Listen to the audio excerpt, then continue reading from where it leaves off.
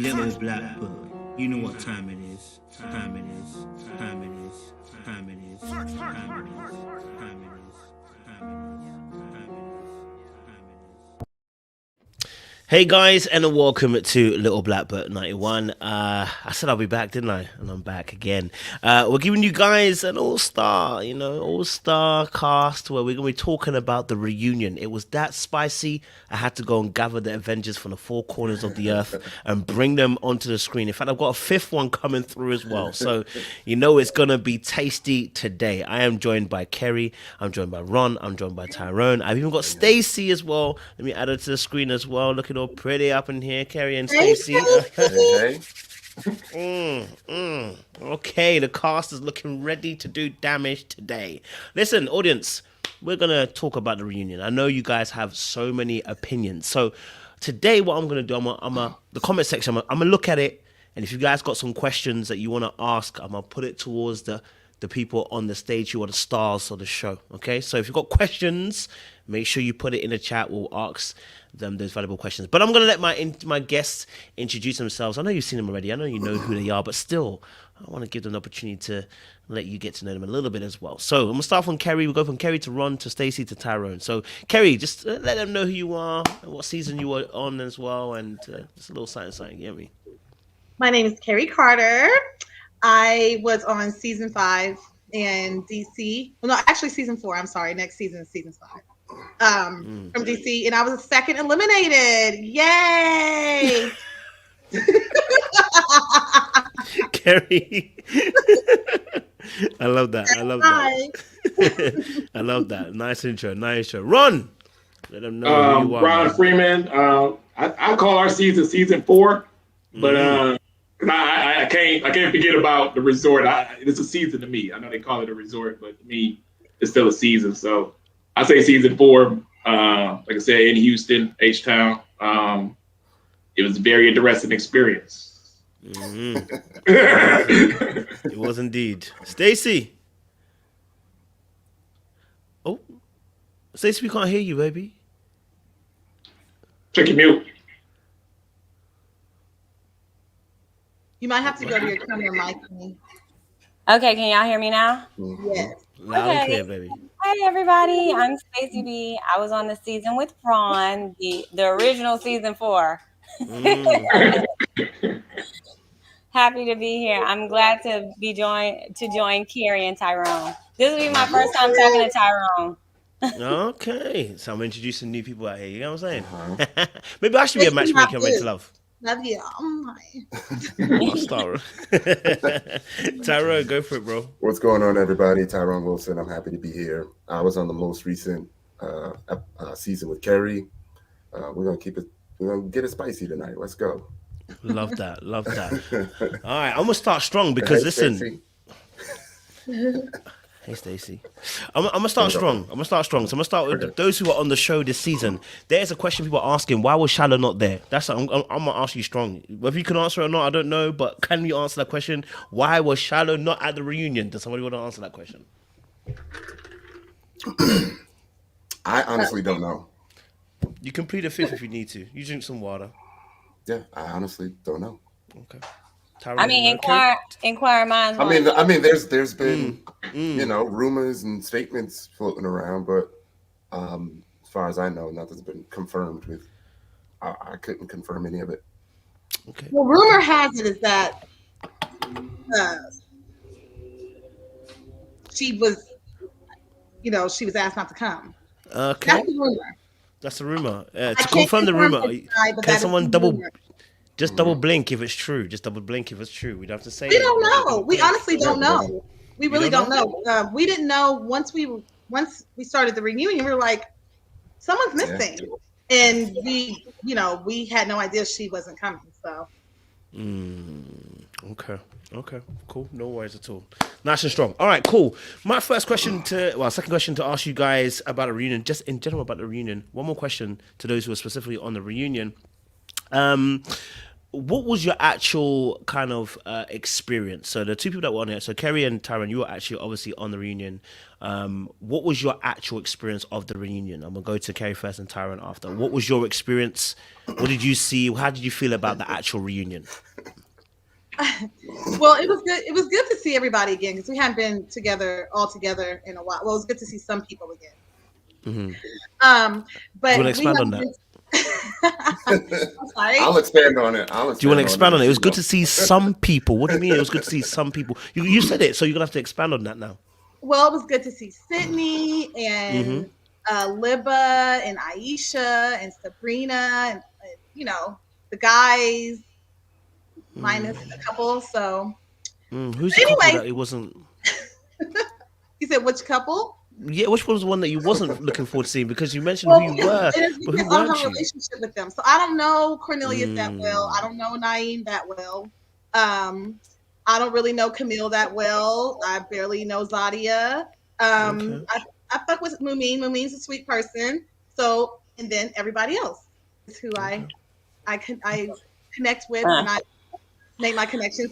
So, anywho, it was good to see everybody. It was very different because they had, as you guys saw on the show, they had the stage and then they had the back part, which we didn't know that was going to be happening, where we would go in the back and we're like being pretty much recorded all day, which that was cool.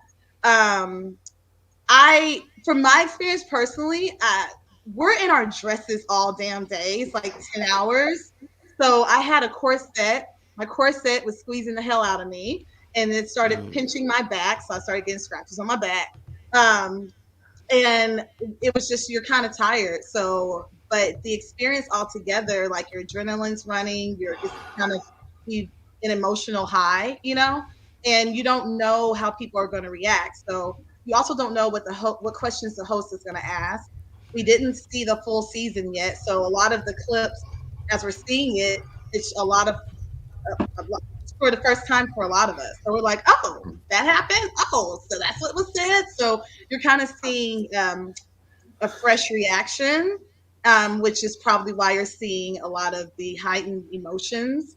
And also a lot of things weren't addressed. So you're finding out things after the show. And so as the host is talking about it, that's why some people are getting like, listen, I'm about to read you your rights because I've been needing to say this to you. So I'm going to say it, That's what you were saying. So the experience altogether, I mean, I didn't know what to expect, but I enjoyed myself, needless to say. Yeah. Okay, thank you, Kerry. Nice and strong. Tyrone, from your perspective, what was the reunion like for you? Tell me some tasty stuff today. What happened, man? So after I was eliminated, I just kind of stepped back from the cast, right? And the cast were still having events. There was some that I didn't attend. So to me, I'm thinking everything is cool. I'm still hearing stories though, right? About conflict. I don't know the exact details, but when I get there, in the excitement, you forget that people may have issues with each other, right? And because I was cool with everyone, I'm just showing love to everyone. But then you can start to feel the energy in the room, right? There's like a pocket of energy here. There's people not talking, to people over here. And we had the breakout rooms, which was new, right? But then they were trying to figure out, who is going to be in the breakout rooms so it's not awkward back there. And, for me, watching it all go down, it was like, ooh, okay. Obviously, people have a lot to say. Me, I don't like conflict. So you see me just sitting there, watching everything, feeling everything. And a lot of it was all new to me. So when you see the cutaways of the shots of me, I'm just in shock hearing it all. But you can definitely tell, that some people were just on charge from the moment that they walked in. You know what I mean? And what you see is exactly, how it played out. Okay, I appreciate Kerry and Tyrone. Let me ask outsiders then. I'll go with you, Ron, first of all. You watched the reunion like we did as an audience. Yeah. What was your initial thoughts about the reunion that you watched? I like the breakout room. We didn't have that in the back where they were kind of filming our breakouts. So we were back in there just trying to entertain ourselves the whole time, trying not to fall asleep, trying to keep that energy going. So the fact that having cameras back there, I think would assist and help with that, and gave us a little something to do back there. So I'm glad they added that to y'all season, because it's a long day. I mean, let's just face it. I mean, it's a long day of filming.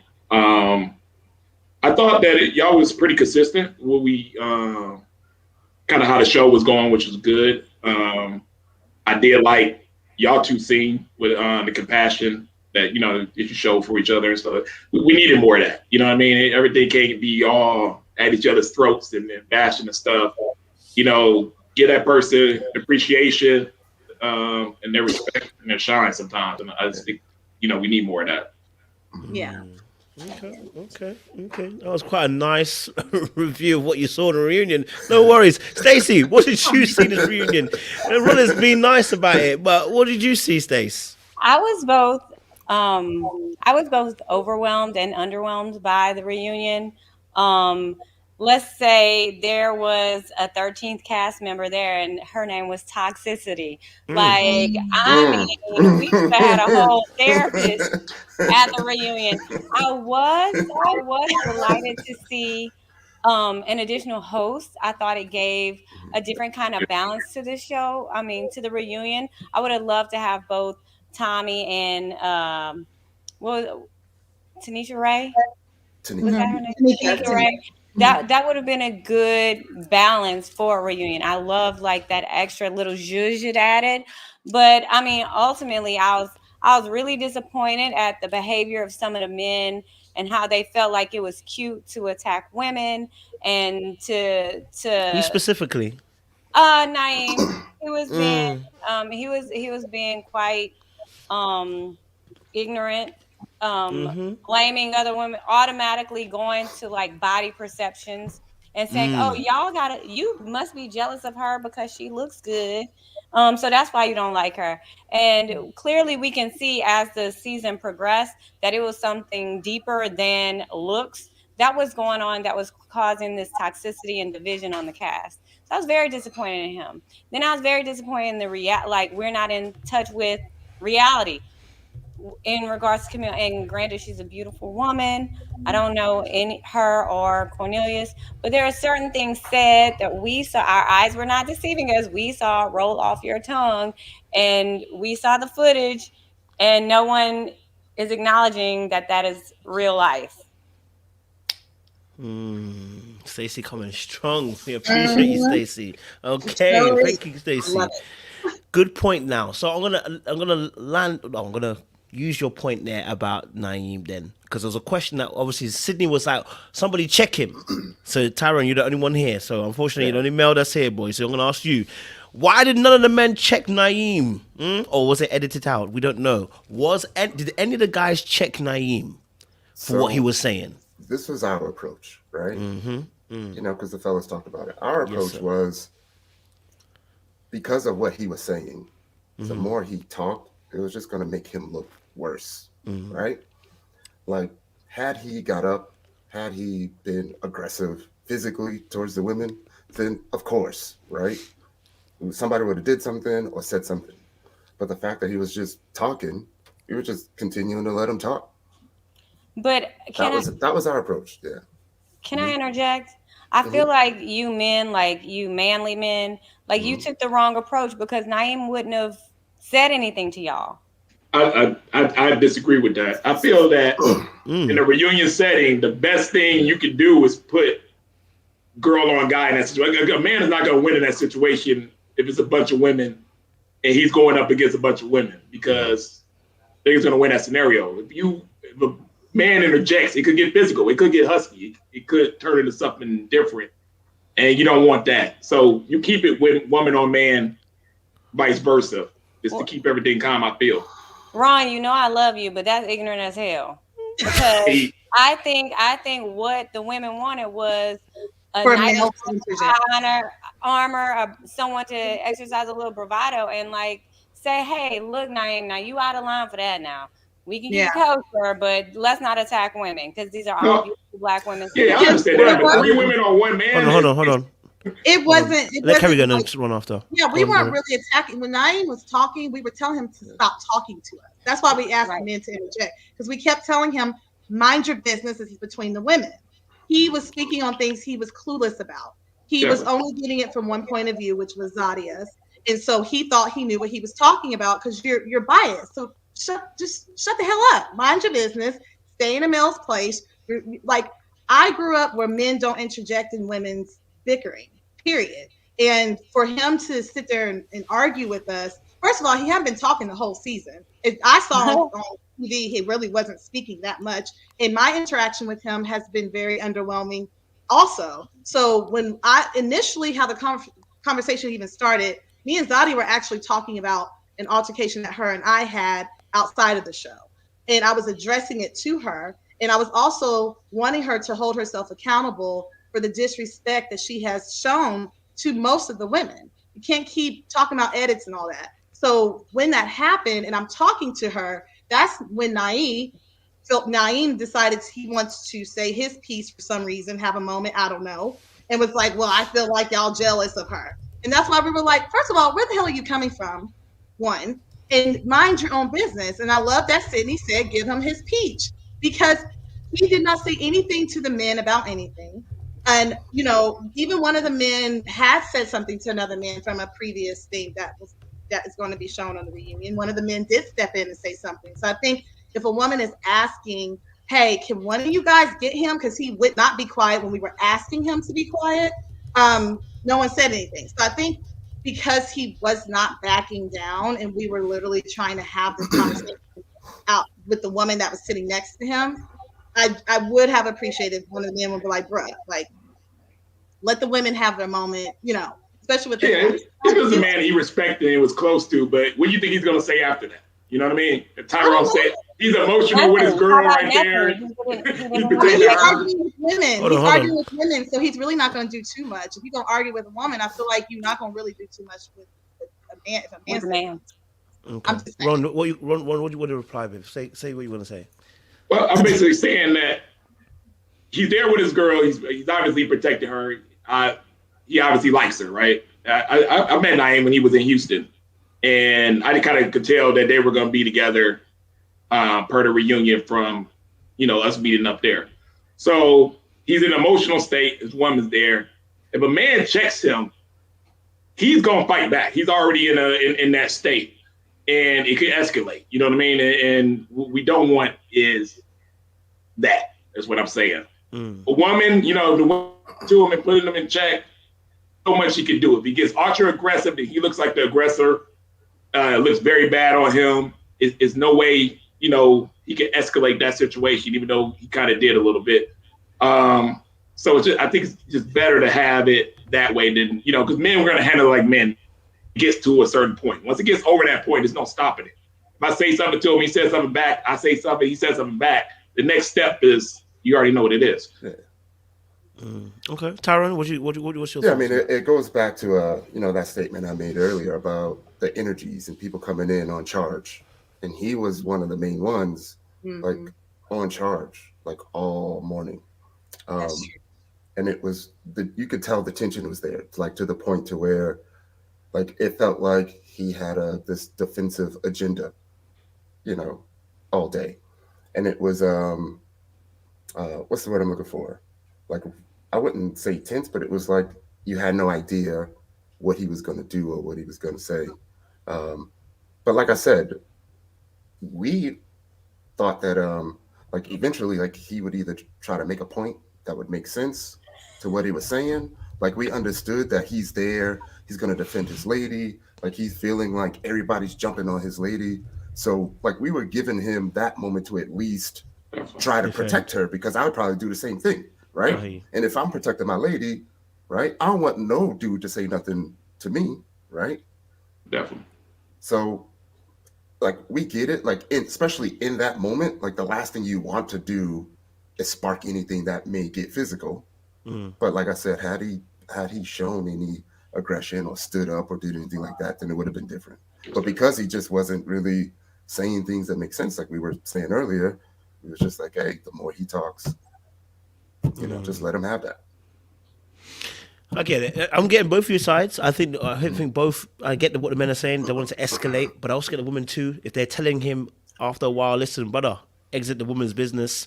After a while, maybe a guy would. It would have been better if a guy had said something, and let him know. Listen, brother, this is not your place. Plus, the question was not to him. The question was to Zadia. The question was not to him. So, yeah, I know what the fellas are saying because I know our things do escalate. It would have been nice to have seen a fella jump. Yeah, in an emotional state like that, because obviously it was an emotional conversation, and like I said, those things seem to escalate a lot quicker than just having a normal conversation. But if I'm his boy and I'm on the stage, I'm like, yo, man, then you can do it. It's different. Exactly, Ron. Exactly. The issue was he wasn't trying to defend his girl. He was trying to impress upon her. What he did was he saw all these episodes of him looking like, what people call a beta male and weak. And he wanted to come out on stage with his chest poked out. And I think to clear, like, to highlight what Kerry is saying to you, Ron, you don't comprehend this because you're a man's man. So you don't understand how offensive it is for a man to constantly be getting in women's business and being messy. That's what he was doing. And what the other ladies were saying, they wanted someone to defend them. They wanted another guy on stage to say, hey, brother, look, let's slow it down. The question was this. It doesn't mean that's not fighting words. That doesn't mean that there's going to be an altercation between the men, because I'm sure there's someone on stage that he respects, and he, and he just needed that come back down to earth, buddy. And I agree with you, Stacey, 100%, because in his mind is one track that's saying, okay, I don't care about the people on this panel. I'm going home with her. I need to make sure, I stick up for her and make sure she's happy. And it was just forget everybody else. And that's when you're right. Somebody should have said, we're all up here together. Let's wheel this back a little bit. Yeah, because even like when Aisha was having her moment and speaking, you didn't see Dante say, yo, you know what I'm saying? The reason why y'all, Dante, he probably squeezed her hand. She said he was rubbing her, like there were moments where he wanted to calm her down. He was doing that in between the two of them, not interjecting in arguing with women. It was just odd, and it was just so out of the blue because, again, we don't have a relationship with him. So that's literally the most words I've heard come out his mouth since I've known him. So it was just really odd that he was just interjecting in women's argument.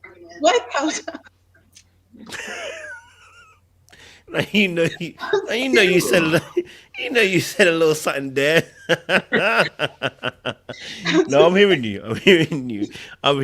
Okay. No, I think this is an important conversation though, because it almost goes back slightly to this conversation with the Phil and Shiloh, with our black men protecting our black women, because in this scenario, yes, it's slightly different from that situation, but it's the premise of the whole situation. Are we protecting people? And this is part of that protection piece.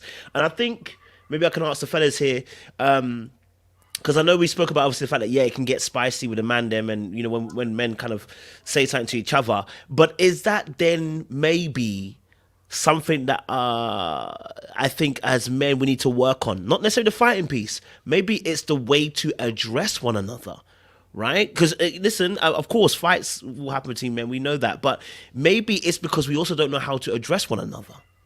You know what I mean? Maybe we're missing that piece. That's a question to the brothers. Are we missing that piece amongst ourselves as black brothers? Are we missing that piece about how to maybe check one another without it being disrespectful to another person? Because I don't know. I mean, me personally, I would have just told Naeem, listen, bro, the question wasn't to you, bro. I'm just gonna be honest with you. The question wasn't to you. It was to Zadia, and they had to ask it twice because you decided to answer the question the first time. You know what I mean? And you incited a riot with the women. So, I mean, are we missing that piece as black men, maybe? That dialogue piece?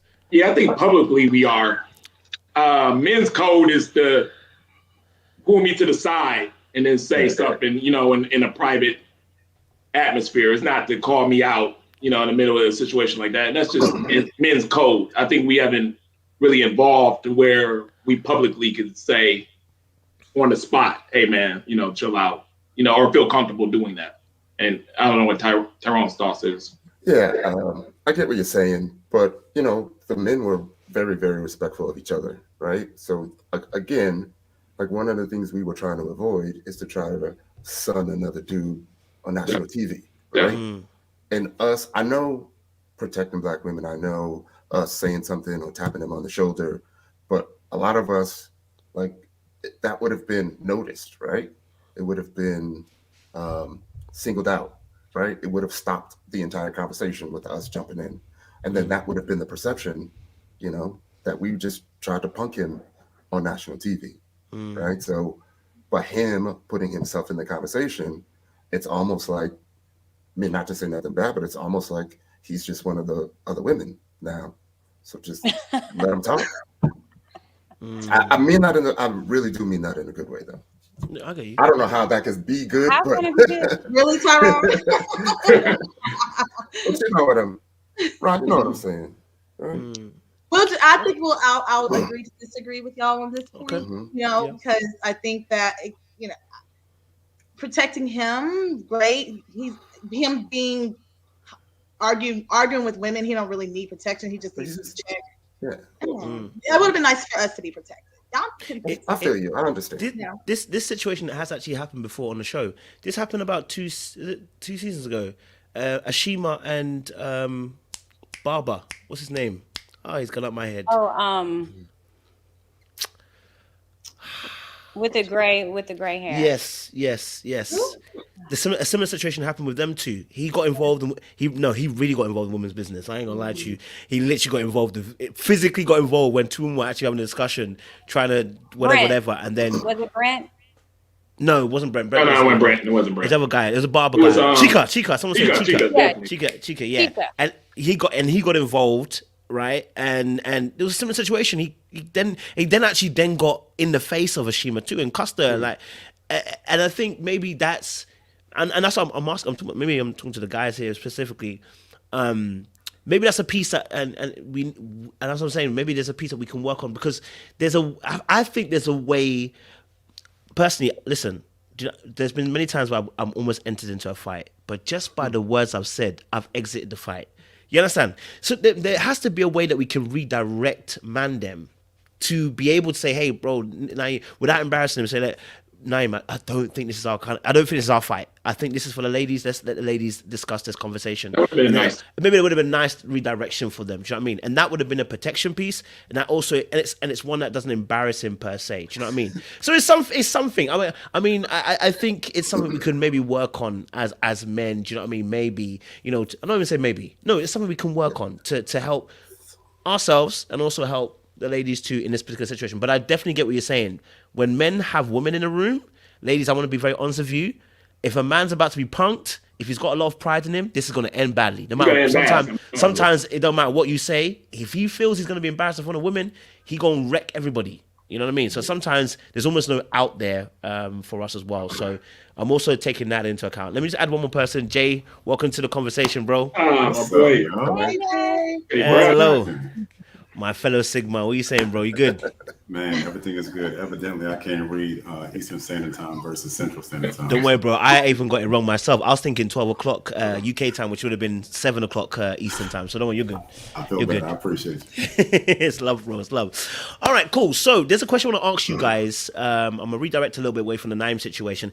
There's a question I want to ask you guys, and I'll probably get the two sets of groups to give me different answers. So for those, which is Tyrone and Kerry. Okay, I don't know how much you can answer this question because you guys obviously haven't finished the reunion just yet. The voting system. I can't. Voting system.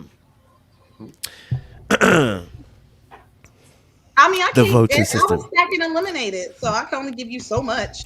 Tyrone maybe can give us a bit more than voting system, sir. What was that like? Because we are, from my understanding, I'm going to say these words. People are not getting voted out by numerical order, like as in they've been voted by the numbers, how many people actually voting them out. It seems a little bit some way, but I don't know, that's my words. I don't know if you want to agree to that or disagree to that or double blink, but what's your thoughts around the voting system, sir? Honestly, my thing is they have to sell the show in the end, right? You have to sell the show. So whoever's in the back making decisions are making the best decisions for the show. right? So I might have even mentioned this earlier. It felt like they even started changing the wording up, right? They stopped saying who's on your top and who's on your bottom, and then they started saying things like, "Who do you not have a connection with anymore?" So that way they couldn't really say, don't put my person in your bottom or don't put my person on your top, and they would be more understanding in the fact that you just don't have a connection with that person. So it sounds a little bit nicer. But in the end, they can hear who we're mentioning as our tops and bottoms and who our connections are. And then they just kind of make that decision. Sometimes we've even been a little bit surprised at the decisions that were made based off of what we were talking about in deliberations. Mm-hmm. You know what I I mean? agree with that. Yeah. Yeah. We were like, oh, for real? Okay. Another question I want to ask you then, Tyrone. Yeah. Did you ever vote tactically? What do you mean? Did your vote, when you had who you were thinking about who would be your top and the bottom, did you ever vote tactically? I got to ask the question the audience wanted me to ask. So, did you ever vote tactically? So it wasn't just about, I think they're nice. You thought to yourself, you know what, tactically, you got to go. No, I think my honesty is what the hell got me in trouble. Right? So, in fact, I didn't even want to vote anyone off, right? I think I was trying to say that.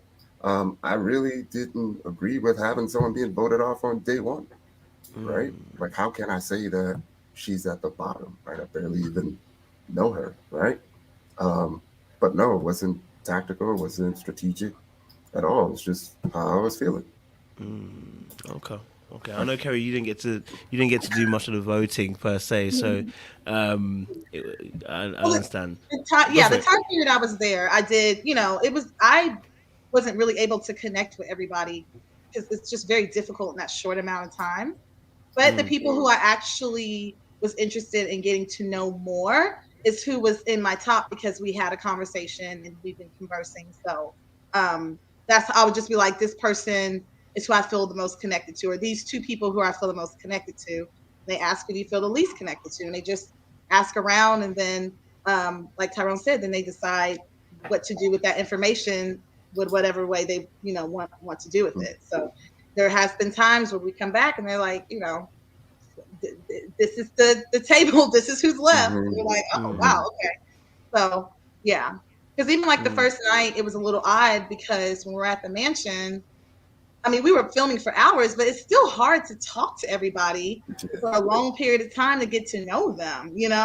I only talked to maybe 3 people really like had a real conversation, and Tommy sat us down and was like, so who y'all feeling? And we're like, I guess I'm feeling this person and that person. So you really, it's just hard to judge on that first night, especially.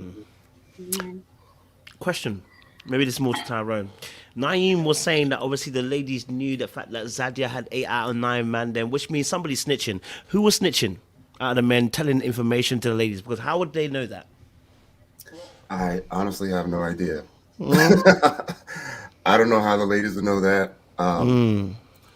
We did. I mean, obviously there's some weak links in the guys. It was probably the one talking to women. Wait, okay, is that a thing? Is that a thing? I need to ask the gentlemen. Let me ask the men first. Is it you don't have to say names. Is it a thing that when you are talking to someone you like, I think someone's got me in the background. If you talk with someone you like, are people releasing information from the let's say for instance for the men, are men releasing information to the ladies? Is this what's happening? Are the men then releasing information in each of your seasons? Are people releasing information to the other side?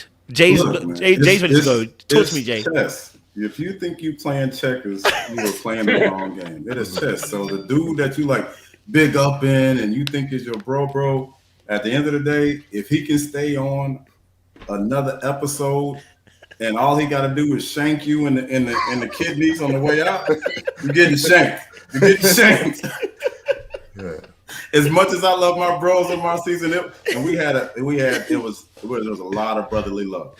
And so DMX said something, man, that I love. He was like, yo, trust a dog to be a dog.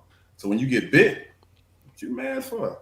right? You just gotta understand that it's a competition, right? And people are gonna do if they think that you have a better position than them in the hierarchy or you're in the top or whatever case is, then you got a target on your back. Watch your back. You know, it's a boxing ring. Protect yourself at all times. Hearing you. I'll say Ron. that a lot of our conversations are on the phone. I mean, you know what I mean? Everybody, as soon as you get done filming, you're on the phone. You're trying to make your connections and stuff, and that's where a lot of the work is done. So, I mean, in conversation, yeah, some stuff might come out here and there, vice versa, depending on who you're talking to. I'll come clean in my aspect. I remember Tressa that was on our show, my bestie, that's my G. So she was worried about being eliminated. You know what I mean? She felt that, you know, she didn't know when it could happen and stuff. She just wanted to know. So I said, you know, hey, if I hear something that's going bad or something, you know, Tress, as a friend, I was like, I'll let you know. You know what I mean? Like, God dang, you know, I don't want you to be surprised or backhand because I know emotionally you don't want to take it like that. You know what I mean? And if you care about somebody, you're gonna try to look out for them the best. Yeah, I think you'll say something. Yeah, you'll be like, "You good? I think you good." Yeah, you're gonna say something. Yeah. Okay, fair enough. Ladies, I'm gonna ask you the same question. I mean, who was there? Was there people releasing information that they shouldn't be releasing? I mean, there was some loose lips in deliberation. So, yeah, people were giving their info. Were they sitting across from you? Who was it really? I don't know. Mm. The ladies had an entire group chat, right? Wait. Right? You had a WhatsApp group chat? Oh, Tyrone, you sounding like old boy. How you know that, Tyrone?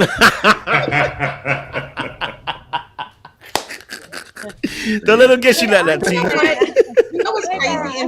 In deliberation, this is what I learned about women. When it comes to the competitiveness, the cattiness also comes out. So I feel like there was a little bit of over exaggeration to make somebody else feel a certain, making it a connection stronger than what, like, oh my God, he FaceTimed me with his mother while he was cooking, and his mama might just be in a picture in the background. You know what I mean? Just like an over exaggeration of stuff that was happening. And so it would make other women feel some type of way. And you know, and that's why you kind of, like, through the process, it does kind of flare up some feelings. And, you know, that's why you kind of got to mind your own business. I will say Aisha was a good example on how to handle everything, because she was like, well, she didn't get cool with nobody until the show was done airing. She was like, I ain't trying to be nobody's friend. Don't talk to me. Don't tell me nothing. I'm going to focus on my dating. And that's why she succeeded in the process. And she got her boo, you know? So I think people who kind of just focused on the process and wasn't doing all that chitter chattering were the ones who succeeded the most. Hearing that, Stacey, do you want to add anything? Sure. There's a lot of people talking on the season, and you know, after deliberation, then letting some little tea get spilled, and you know, the women were drinking the tea too. And I agree with Kerry as well, that it is like an extra level of competitiveness, I think, with the women, where a lot of things might be over exaggerated, because, you know, in love and dating, on reality TV, it's about who one ups you the most. And that's what happens. Yep. Okay. All right. Let's redirect back to the show. All right. So the reunion. Okay. There was some interesting twists and some interesting turns throughout the situation. There was obviously the main piece, which was we saw. Well, I call it the main piece, which was Aisha. We had Aisha, Camille, Cornelius.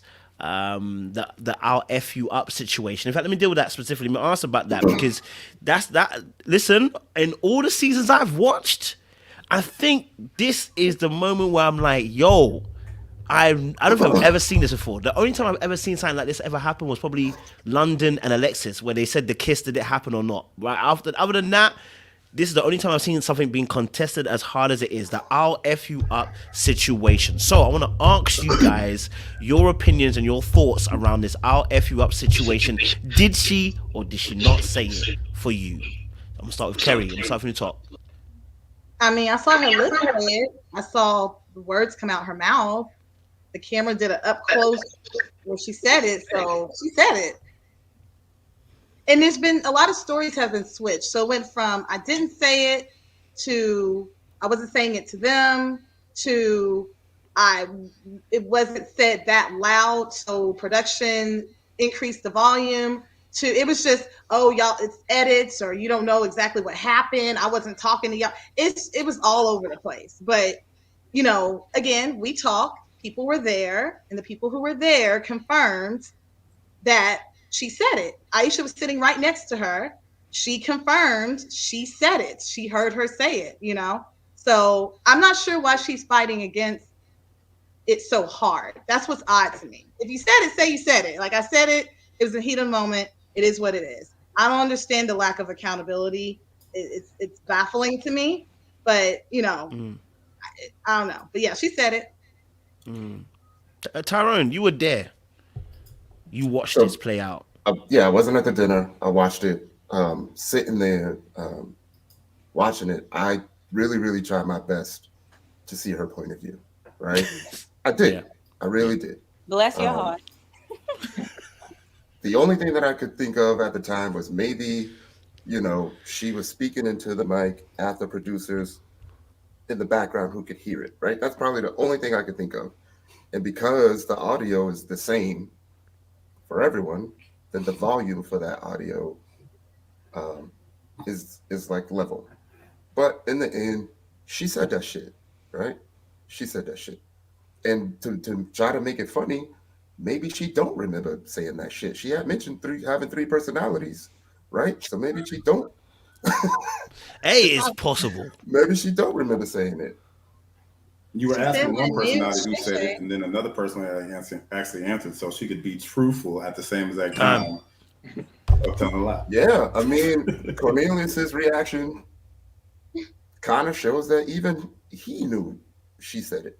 Right? So, I mean, I don't know how you can, switch up the cameras and, I know they mentioned the different timing and everything, but just for that, she said that shit.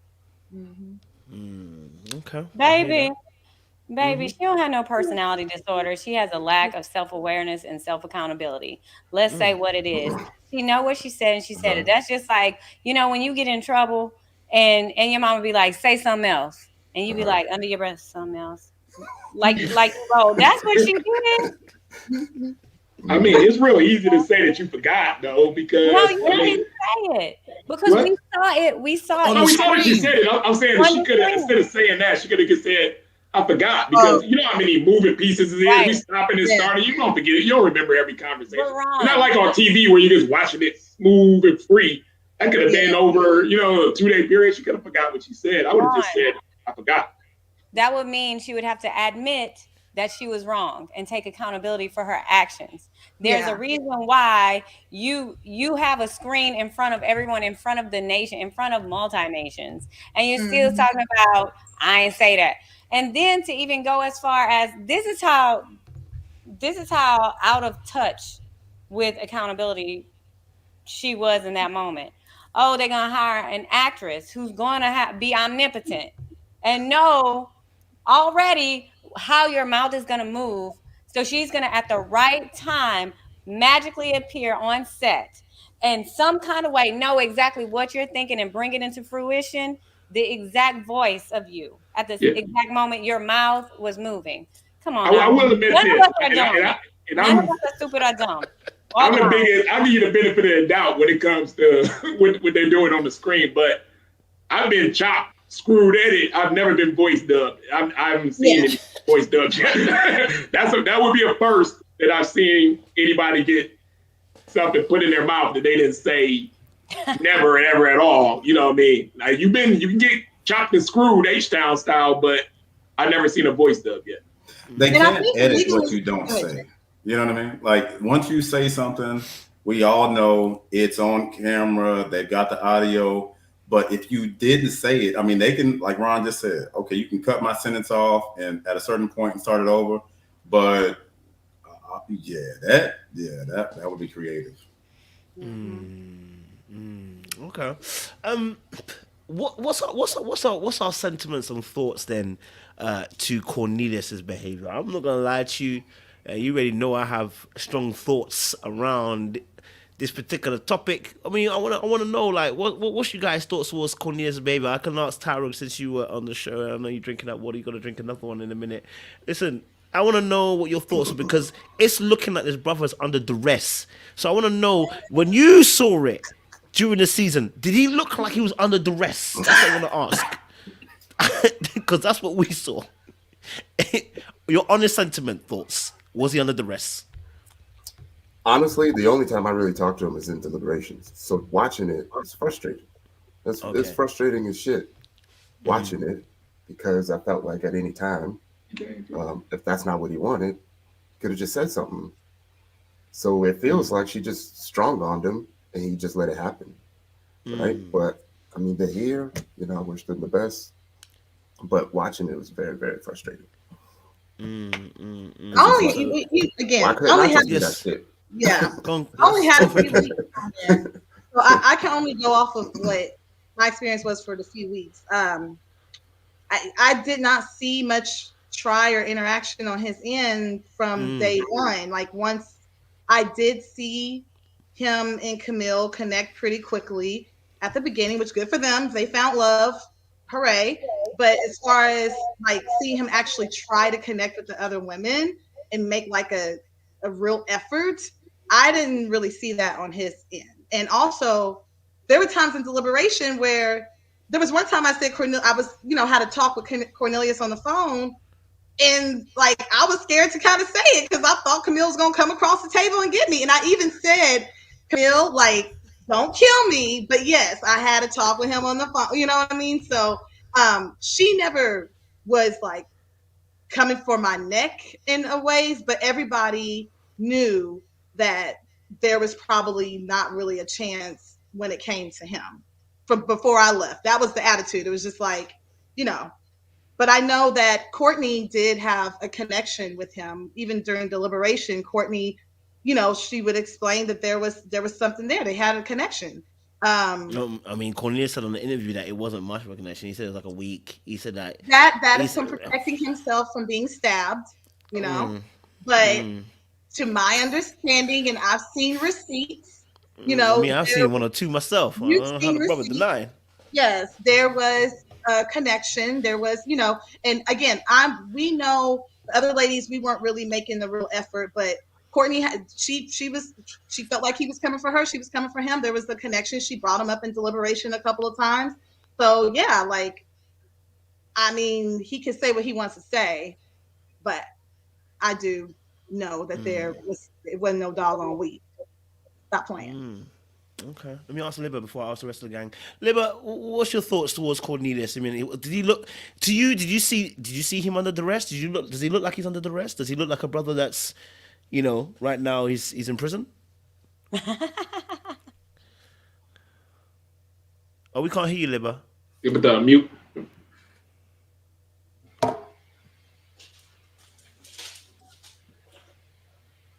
We can't hear you, girl. Okay, you might have to work out those issues, baby. Let me ask one other guys. I'll come back to you, Libba. Jay, what's your thoughts? I mean, listen, I know it can never be you. So, bro. I'm about to take my hat off for this. I was happy when I saw my man blink, so I know he's okay. Blink twice for the people in the back.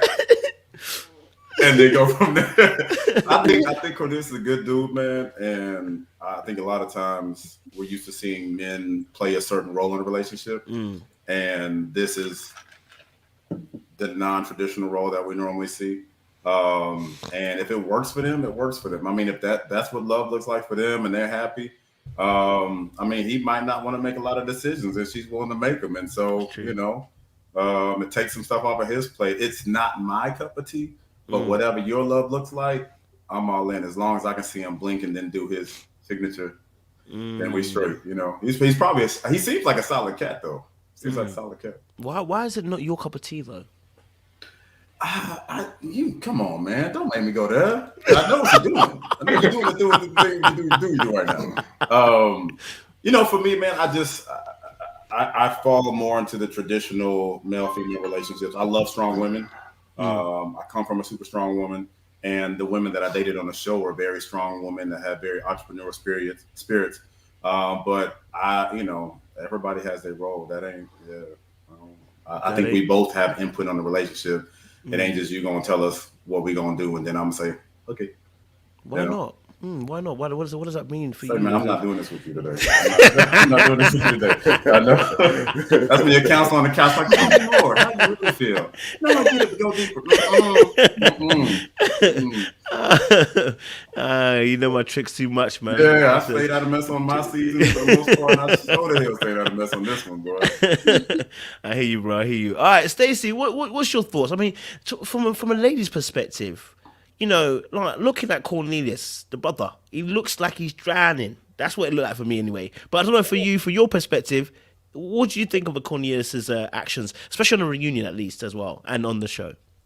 Well, I mean, as an independent woman, I'm very disappointed in him. Like, I would never be attracted to him or look twice in his direction because, a woman like me ain't for the weak. But you know what? He really reminds me of one of my favorite songs by Betty White called No Pain. And in it, she says, having a piece of a man is better than having no man at all. And when I see Cornelius, I see it in reverse. Like, him having anything is better than having nothing at all. And like, sometimes some men go for low hanging fruit. Like, I like who like me back, so that they don't have to do work in the relationship. And I don't mean this like as just for men. I mean men and women too. But I'm saying in this case, like, he doesn't have to do much to keep her, right? He has to show a little bit of interest because she likes him more than he likes her. And my mom always told me, Stacey, find you a man that loves you more than you love him. And I think that's just how he's going about choosing in this process. Stacey coming like an MVP out here, no holds bar, TLC stuff right here, cuz tables, ladders, and chairs. I appreciate it. Jay was thinking it. I know it was. He ain't trying to say it. But that's called an assist. He's trying to alley-oop, but I want to see him dunk it. Ron, what's your thoughts, man? What's your thoughts, man? I know you a brother. We've seen you in the season, bro. You a straight brother. You want to make sure you lead stuff. So, what was your thoughts towards Cornelius's behavior that you were seeing? I mean, he looked like he was under duress. But like I'm not gonna. Yeah. I ain't gonna say he's under duress because, like Stacey said, the woman's into you that much, you have some control over. You might, if you're in distress, it's because you want to be, or because you have control over it because she's into you that much and you know it. But to be fair, and the brothers, we're just gonna come clean with it. It's a lot easier to go the Cornelius route during this process than to date and try to juggle 3 women. At least in this situation, you know exactly where you stand. It ain't no surprises, and it's a lot of less, like Stacey said, a lot less work than trying to make different connections. Figuring out 3 or 4 different women, going through that process. When you can get focused on one who's into you, and think you can ride out to the sunset with the situation, it's a heck of a lot less stress and easy during this process of ready to love. So, I mean, I think maybe he probably got comfortable and went the comfortable route. And we all thought about it. I don't care what any man here or how macho you are. You thought about it at one point and saying, man, I'm sick of calling up girls and going on the extra days. This one like me, I might want to try to see what I can develop over here and try to ride this thing out. Even if that wasn't your mission, we thought about it. But you didn't do it though. Didn't do it. No. Why not? Because it's a lot of great women there. You want to go through the process and you want to date and explore and see different things. I didn't want the easy route out. I don't think most of these men here did either. But like I said, sometimes we get a little lazy, and it's something, the woman, especially, she's being aggressive towards you and she's saying, hey, this is what I want and where it is. I'm gonna push you guys. Hold on a minute. All the cookies. Which flavor you want? If that was the case, I wouldn't even be talking about this. That is not the case. The guy has said to us he regrets They didn't make more connections. He said he felt like she was a little bit possessive earlier on in the show. This is not a normal, a girl likes me more. This brother is in duress. So I'm asking, why are you guys not in these type of relationships where you're in duress? That's what I'm asking. I've never met a woman like Camille. She's different than any girl I've ever seen. I watched a couple of times trying to put my finger on it. Mm-hmm. I can put my finger on it. I know that in our season, like I said, I started off, the first connection I had was with Ida. And Ida's a straight shooter. And to the point there. And I found it attractive. You know, but she's not under duress, though. It was different. It's not, it wasn't like that. She's not under duress. It was a totally different spectrum. But that's like somebody that's a little quirky, a little straight shooter, a little quirky. That was the closest I've seen. But I've never met anybody like Camille. Like, all right, let me put you guys in the hot box. Now, let me put you guys in the hot box because you are trying to dodge this thing. Let me put you guys in the hot box. I'm going to start with Jay. I'm going to come back. Tyrone, I'm going to come back to you. Jay, I want to start with you because he's going to give me honesty. Jay's going to give me honesty this time. Okay, Country Bumpkin. Are you accepting that? No. Girl says that to you. Are you accepting that, sir? Hell no. Hell no. You're not accepting that? I'm going to be honest with you. When I saw that, and the fact that he didn't address it at that moment told me a lot. That's the equivalent of if any man would have called a lady Stacy, if one of them brothers would have called you a Country Bumpkin, there would not have been he wouldn't have got to the comma nor the period on the sentence before you would have checked him. No. And I think that's once you let somebody kind of there's a progression of that type of behavior, and when you don't check it in the right then and there, then I think you give way to whatever's coming behind that. And so I was a little surprised in the fact that he didn't say it. I respect him allowing her to emote in the process and allowing her to get whatever she needed to fill out. And then later on she came back and she apologized. But I really feel like I don't think that she was sorry. I felt like she didn't want to mess up what she had going on. And that's the reason why she came back with the apology, because I haven't seen her backstep on any of the things that she's done anywhere else, except for in that one moment. And like I said, this is all we see on camera. So there could be other footage of it, but it just didn't go along with the storyline of her not backing down. But I was a little disappointed because I've never seen on any other season where somebody was thoroughly invested in somebody and called them a name, something like that, just because they were upset that the brother didn't do it the way that they wanted it done. And just to put it into context, Kojo, like Jay, Ron, Kerry, and I, we're from the South. To my understanding, I believe Cornelius is from Memphis or somewhere. He's from the South. And like, it's a very derogatory concept associated with calling someone a country bumpkin. And so I was, just as a viewer, I was highly offended because like it goes all the way back to Reconstruction and classism and all of that foolishness. And so, like, I just, like, to me, that would have been unforgivable. I would have put it in the back of my mind, my Rolodex, and be like, oh, okay, I got you, sis. I was saying it's time chunk deuces. Yeah, I think it took him by surprise because if you see up to it, she's kind of stroking his ego before she said it. She's like, oh, these girls all on you. You don't see it. And he's kind of into it, like, yeah. And then she hit him with the country bumpkin. And he didn't catch on to it quick enough. He was kind of like, they are. Give him that little head. Bam. The Street Fighter Ayuki. Give him that laugh. Tyrone, what you saying, man? What you saying, man? What are you saying about this, bro? I remember watching it, and I remember just saying, like, you got to say something, right? You got to do something. You could still say it in a way that, you're not being disrespectful to her, right? We were just talking about protecting Black women, but you got to say something. You got to do something. Grab the hand, something, right? You got to say something or do something. And the fact that he didn't, it was kind of shocking to me because I know, the fellas I know would have said something, even if it's in a respectful way, right? I ain't talking about snatch her up or nothing, but say, do something. And also, it's only been a few weeks, so to be that emotionally invested, that would also be a red flag for me. Right. You come to me and because it wasn't that long in the process where you going off and crying and calling names. At this point, that would have told me that there's some emotional unstableness going on, like this emotional instability. I'm not that would concern me on the mental part of the person. Not only the name calling, but you seriously are crying and boohooing because I'm conversing with other people and I'm going through the process. Well, I'm trying to go through the process. So again, if this is the reaction and she's saying, "Oh, but I told the women it's fine.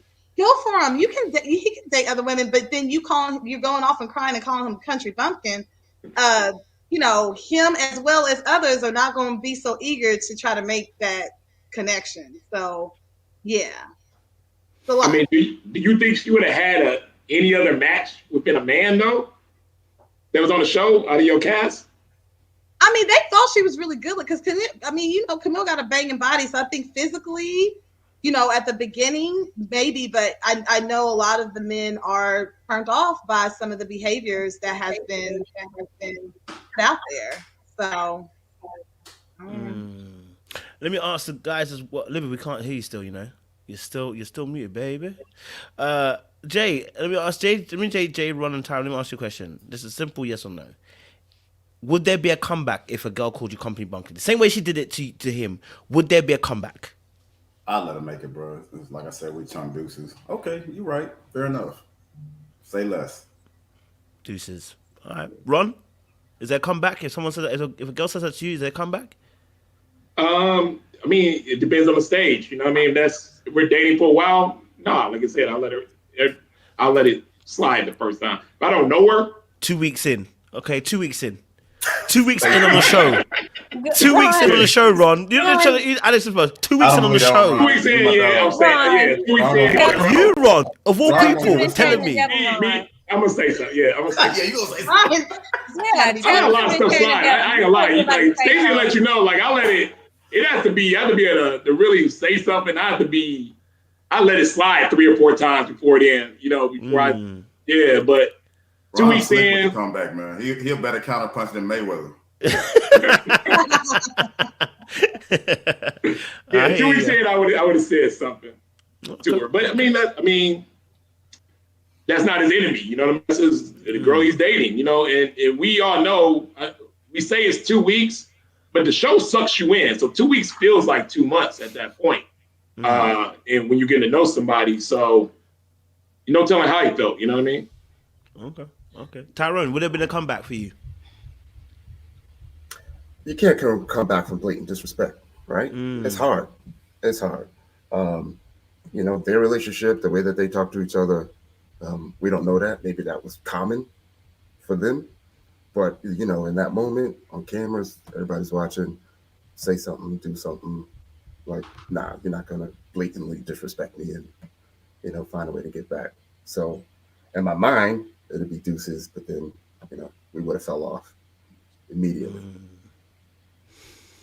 Okay, I'm hearing you. All right, let's talk about another couple that were on the show. There was Mameen and obviously Frank. Okay, you know what? This situation, this I want to call it mansplaining partly, but it's more like, you know what? This was Frank gave us coded language for us men when we mean we're not interested. This is what Frank just needs to be honest and say he wasn't interested, because all that chat that he was giving, love you Frank by the way, but all that chat you were giving, bro, was basically saying you weren't on it, bro. I'm partly even thinking, I wonder if he had Sydney as number 1 and Mameen was a second choice. That was kind of thing, but honestly, I felt like he was giving us an excuse. It wasn't really what he really felt. I don't know if he felt like she couldn't handle the truth or whatever, but the brother wasn't telling the truth, I felt like. So I want to get you guys' thoughts on that. So I'm going to go to my cast members who are on the thing. Tyrone, why are you smiling for, bro? Since you're smiling, you're going to open your mic. Your thoughts towards Frank. We know. Like, you can feel it. You can feel it. What can we feel? Like, I don't know. What can we feel, bro? Say it, Frank. Say it. I do feel like he wanted to protect her, though, in that moment. So, I agree with that. But there's things that he just could have said early, and we would have all understood. I know you want me to be more specific. Yeah. What you mean? What you talking about, Willis? I just feel like, their lifestyles are different. Yes, they are. Right? They're on the opposite definitely different. Yeah. They're on the opposite sides of the spectrum, Mm. and Definitely different. we knew that, Mm. right? But why Going didn't he in, do that? they knew that. I feel like they knew that. I Mm. don't know how much they took that into consideration, right? We talk about the journey, we talk about it, being a prize, making it to the end, getting the competition, being in the competition. Maybe that was their mindset. I don't know, but to see it play out, I felt for her. Mm. You know what I mean? Me, especially, how integrity is important to me. So seeing it all play out, again, frustrating. They could have just skipped all that, right? Mm. Let me throw a curveball at you, Tyrone. I'm Let's gonna throw go. a curveball at you. One of these two. Which one's most likely? Is it that Mamin said we're not having sex till marriage, and he actually realized she's being serious, or is it the fact that she was second choice and it was actually Sydney that he actually wanted? Choose one. Which one would is more likely? Hold Yeah, on, I'm say it one throwing a more time. curveball at you. Say it one more time. One more time, I'm throwing this to you now. Okay. Is it that Mamin was actually second choice the whole entire time, and actually he wanted Sydney? So he chose Mamin on a second basis, the fact that he wanted to stay in the competition. Or is it the fact that he realized Mamin really isn't putting out? It's not going to happen. Which one's more likely for you to choose it out of two? I could add a third, but the third one will really throw a curveball in. I don't even want to throw it. So I'm going to leave it at those two. Hold on, throw the curveball. Huh? Throw the third one. Let's get it. The brother has a skin preference. There you go. Damn. Jeez. Can I vote on all of them? You can vote on all three of them. Which one do you think is more likely? I mean, I felt like he knew Sydney before, right? So if he wanted to get with Sydney, he didn't need the show to get with Sydney, right? He could just go after her because they're friends, right? I just felt like what was it? The second one about the lifestyle. Yeah. Maybe that's it. If I was to vote, I would go with that one. But I felt like it was clear, right? I felt like the fellas knew it was clear. She made it clear it was important to her, right? I don't know why you would take that for granted, especially something like that, considering who she is and her background and everything. So I would go with that one. Okay. Kerry, do you want to take Maybe a I need a stab? drink so I can stop being nice. I'm throwing these hard curveballs. Go on, Kerry. Uh-huh. So, okay, based on what I viewed on television, Uh-huh. Frank, we saw that Frank was more sexually attracted to Sydney than he was to me. Let's be honest. Yeah. Sydney gives. I feel like that was more his speed. Sydney's sexy. She's witty. She's fun. Mumin is like, again, she's waiting till she's married, and she is not necessarily, not that she's not a sexual person, but she's not having sex. Frank has a sex podcast. He put it out there that he's a sexual person. So I think he is attracted to who he was attracted to. I personally think Sydney was attracted to Phil more than Frank. And then Frank, he had to deal with what was dealt. Right. Yeah. So I'm not going to throw the whole color complex thing and say he likes a certain color. I'm not even going to go there. I don't know. I don't know his dating history. That's right. I think people are just basing that off of, he had an ex-girlfriend, but I think he's attracted to what he's attracted to. And based on his body language and how he was with the women, even when he explained them, he said, Sydney, he talked about her body and all this stuff. And then he said, Mumin, he explained her more of like on a friendly level than like an attraction level. I think Mumin is absolutely stunning, but it's not what necessarily what he was attracted to, So I think that's more so on what I viewed, what was going on with Frank and Mumin. And during the reunion, you heard him say, speak your truth. Like, go ahead and say what you need to say. Because I think he knows he fucked up, right? I think he knows he wasn't doing what he needed to do to stay connected to her. What I can say is I'm glad he didn't lead her on after that, because I think that would have been more messed up to try to do that based on trying to save face for the reunion, like some folks be trying to do. But I think that with him, self-shade being thrown just a little bit. But I think with him, I think with him, when he was like, speak your truth, he knew she wasn't going to be like, yeah, he's been contacting me. We've gone on plenty of dates and we've kept the connection. I am proud that he let her hit him on the chin. He took it like that. But I always tell Frank, like we all say in the cast, like Frank needs to, run for office. He's a great speaker. He knows how to talk. I think when he was speaking, he didn't want to hurt her feelings, but I think he also was trying to protect himself as well to not look ass jerky, But from what I do know about Frank as a person, I like Frank. We have hung out with him multiple times, and I know that he is genuinely a good person. But when it came to the process, that's how he chose to handle it, and that's why you saw what you saw at the reunion. So I think it's the second choice, the Sydney being more attracted to Sydney versus for me. Okay. Libba, we're gonna try one last time. Libba, is your sound? Are we there? Girl, your sound is not putting. Child. Libba, do you have a microphone? Like, what's going on? Is it a microphone? Tonight is not. Might be in the car. Like, tell you the truth. Do you have your cell phone? Or are you on the laptop? Sure. She can't talk to me. We can't hear her, baby. Next time we'll get you back in, baby. Don't worry. Yeah. All right, Jay, you look poised and ready to ask this question, so I'm gonna throw you in. What's your thoughts around the Frank and the Mameen situation? I just think that Frank, at the end of the day, he really wanted Sydney. What's the young lady's name? Sydney. Thank you. I think you could see him light up. And I agree with everybody's assumption with the whole sexual thing. We saw somebody last season. I love Jason and Liz separately and together. They're just great people. But Liz was celibate and Jason was not. And although he wanted her, and I don't know how their relationship broke down, but at the end of the day, that wasn't his choice when he came on the show, was to be celibate. He came on the show, doing the dang thing. So then you fall for somebody, and then now all of a sudden you're celibate. You didn't plan on being celibate when you get to the show. You ain't get on the show like, I'm gonna find somebody to be celibate with.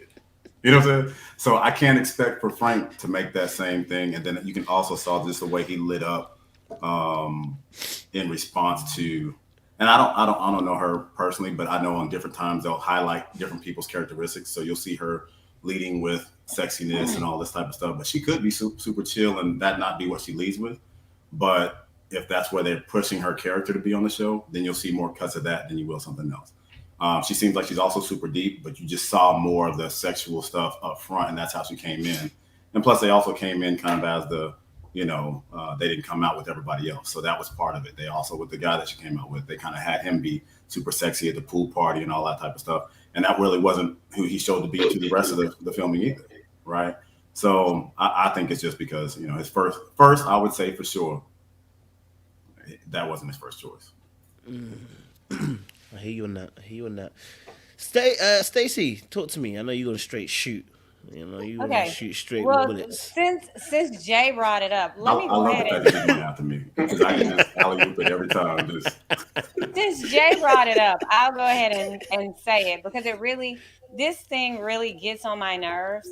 One, stop using celibacy like it's a marketing tool to get a certain demographic to like you and to applaud you and to get your followers up. Let's stop saying that. Secondly, let's stop confusing celibacy with abstinence. Celibacy, to my understanding, means you're gonna wait until you're married.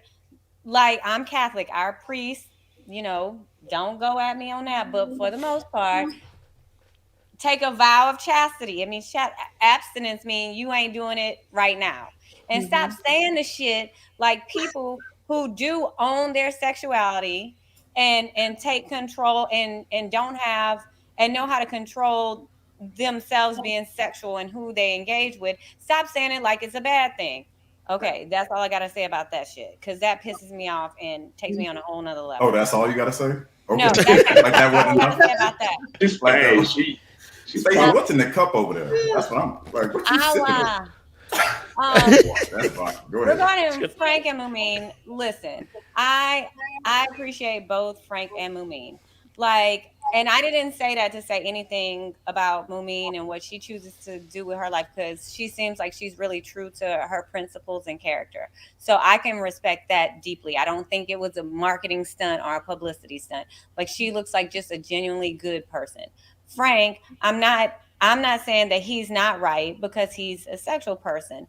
But you know what? When I look at this situation from the outside looking in, I look at it like, some men, they want to do things differently. They're like, I'm at a chapter of my life and I want to live life differently. I'm going to give me a good woman, what I perceive as a good woman, and I'm going to give it a try.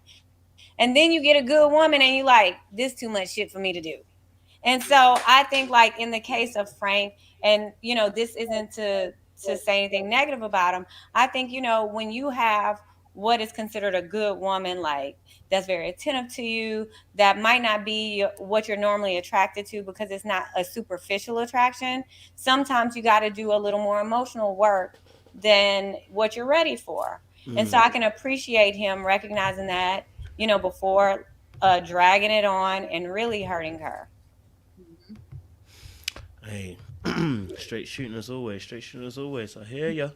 Ron, what are you telling me, bro? Man, I'm gonna take a maybe an unpopular stance because No. For the first time, Ron. it's always unpopular, I guess. But I'm not gonna cap with nobody. So uncharacteristic of you, Ron. I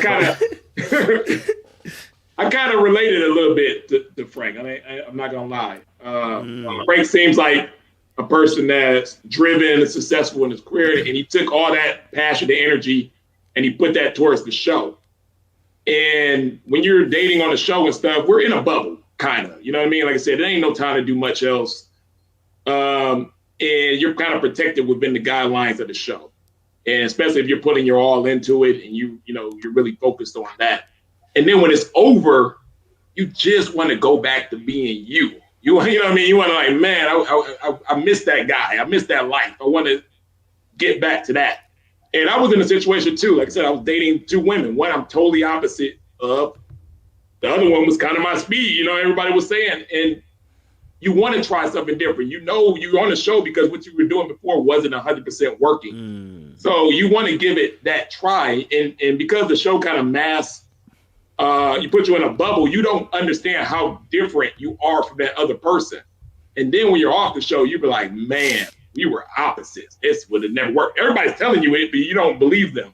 And then you look at it and go, man, you know what I mean? If it would have switched with me and I would have went to the end with the person I was opposite with, I ask myself this question all the time. Would I've been able to keep up my end of the bargain and my promise and explore that relationship 100% through with all my capabilities? And I don't know. I still don't know the answer to that. I'm hearing you. Okay. No. I do get part of what you're actually saying. I do understand the want to return to normality and everything like that. Yeah. It's now brought up a key question I want to ask. Are people ready? You know, we're saying that people sometimes want to try something different, but are people ready? Have they done the work beforehand, jumping on the show, to actually be ready to receive something different? So I'm going to ask each individual person here the question. Did you feel that you did the work beforehand to receive something different when you went on the show? That's a personal question now to each individual person. And you can answer it how you want to answer it. You know what I'm saying? You feel me? I'm going to start from Tyrone first because I want to write this time. Yeah, for me, most definitely, I was ready to at least explore, what love is, right? At my age, never really considering pulling the trigger on forever. Like, I totally opened myself up to seeing what that would feel like and actually seeing, if I could do it.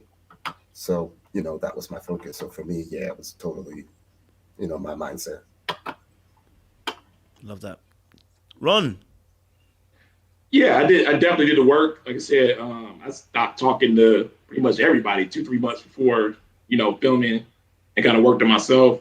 I was ready for something different, but experience is everything. Some of the women that was on the show, because I would never really approach them and talk to them in real life, I didn't know what different really was. I was always gonna, kind of talking to my type or what, so when different came, it's one thing to be able to accept it. It's another thing to be able to handle it, have an experience with a person that's total opposite from you or somebody that you normally wouldn't talk to. And I love that part about the show, to be able to have phone conversations and actually get to know somebody who you probably never would have been in the same room with on a regular occasion. Cool. Stacey, what's your thoughts? Well,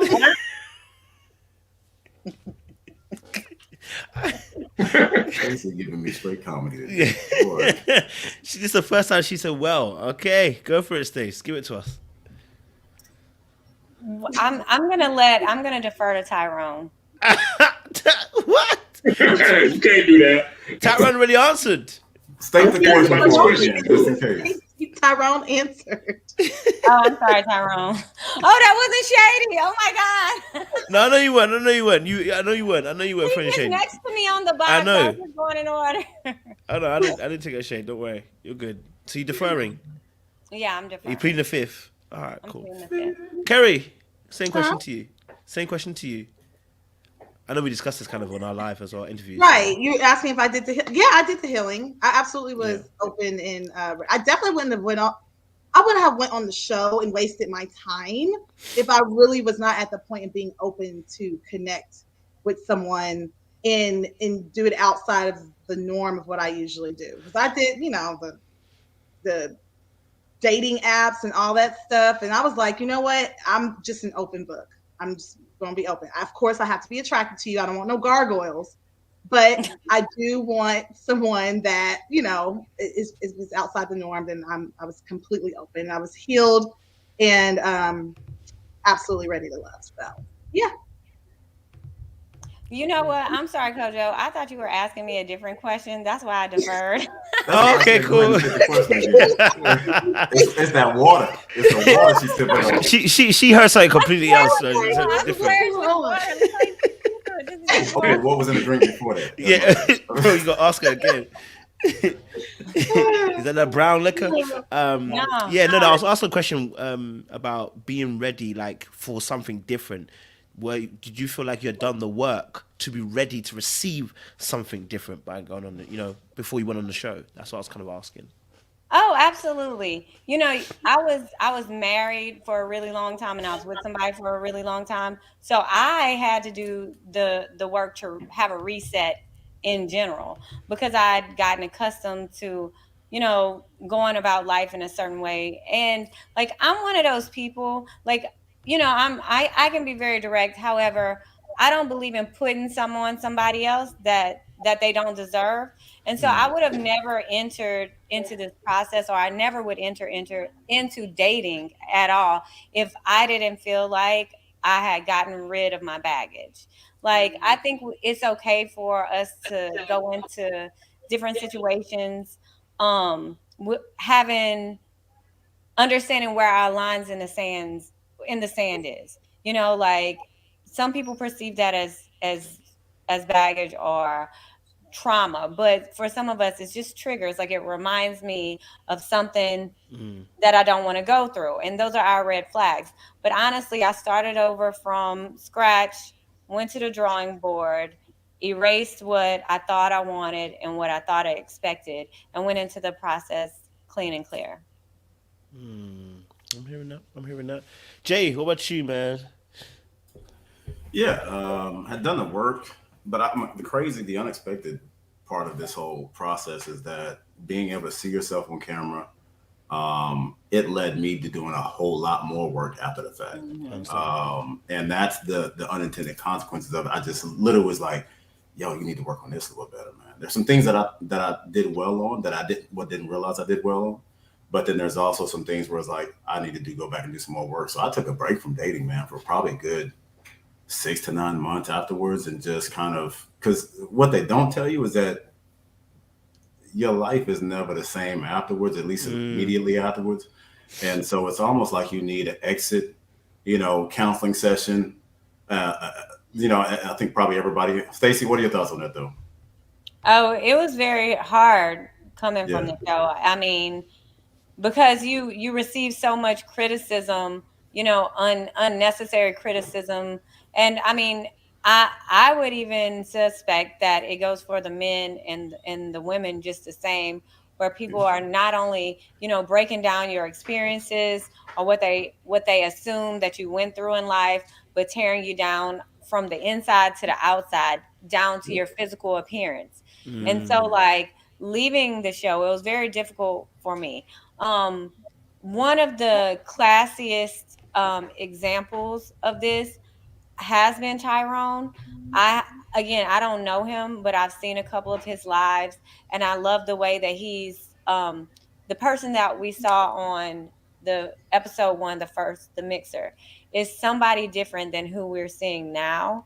And it doesn't cause me any doubt that he's done the work before, during, and after the process. So I love to see like him developing into like who he really is and showing that to the world. I think like that's the reality of what we go through in this process. Okay. Thank you, Definitely. Stacey. You Thanks. ain't getting another one from me. Exactly. You've been all Bro. right. Let's go. That's I her mean, way of flirting. I really felt that because I think I was watching one of Kojo's shows earlier. Like I was, by the end of the chat, I was a supervillain. I'm only reading that, but it was like I'm an abuser, right? I'm crazy, right? It was all these things that was coming out, and I was like, damn, like where's all this coming from? So that was one of the reasons why I actually wanted to go live, was give the world a little bit more of me so they could see that. But thanks again, Stacey. Yeah, and I think we all, the cast, I don't care what season you was on, at one point, everybody went through something mentally during this process. And I think it wasn't more of the criticism, but it was just, like Jay said, you're never going to be that person again or when you started the journey. And I took that hard. I had a mental breakdown over that because I love that guy. I love that guy before I went on the show. and I couldn't get him back. And I was like, it almost broke me. I talked to my sister and she had to say, yo, you did a different experience. You did something, you don't understand what you just did and everything that comes with it. You're never going to be that person again. You got to say goodbye to that person and recreate something different. And sometimes it hurts growing, but that's, what we all going to do. You still that guy, man. Ron is really probably one of the most genuinely nice people you can meet. Like I see Ron all the time and it's always the same love. And even Jay, like every time, I feel like anytime we all see each other, it's all the same normal love. Appreciate it. Look, we haven't even spent any alone, like as far as it's like just us, but it's like I feel like you're a sister, man. Every time it's just always love, even in y'all season all the above, man. So I think that's also something that comes out of it too. You have a brotherhood and sisterhood. Even people that we may have had beef with on the show, and now that the drama and all that stuff is over, everybody cool. Nobody worry about that. Yeah, I can't say for sure, but. Yeah. Stacey still got some on sites. No. On site, she got some on sites. Hold up, I don't have any on site, but I'm gonna be real with it. Fool me once, shame on me. That's all I'm saying. I hear you. No, I agree. I do agree with y'all because even after the show, even though me and Tyrone had our moment, people were coming for Tyrone pretty hard. So I even had chimed in and like, look, listen, like me and Tyrone are good. We've moved forward from it. Like there's no need to be attacking him or his character or who he is, because Tyrone is a genuinely nice person. We all have gotten super close, as you see, you see on our IGs, like we're always together, we're always hanging out. And there's like Jay said, there's like a brother sisterly love. Because even on, people ask me, are you guys dating? Who are you going to date on the cast? I'm like, they're like family to me at this point. So it would be kind of odd. But Tyrone is literally like someone who, when we hang out, I am excited to see Tyrone. Like we literally have gotten past what has happened on the show. And I am proud of him as well on how he's embraced it and has shown who he is and his personality. And we have all embraced who he is as a person. We all love Tyrone, so yeah. Oh, yeah. Tyrone. Give you a hug, dog. No, like I said, I love the way you two, got it together. and at this point, y'all got one more show. We're Ready to Love alumni.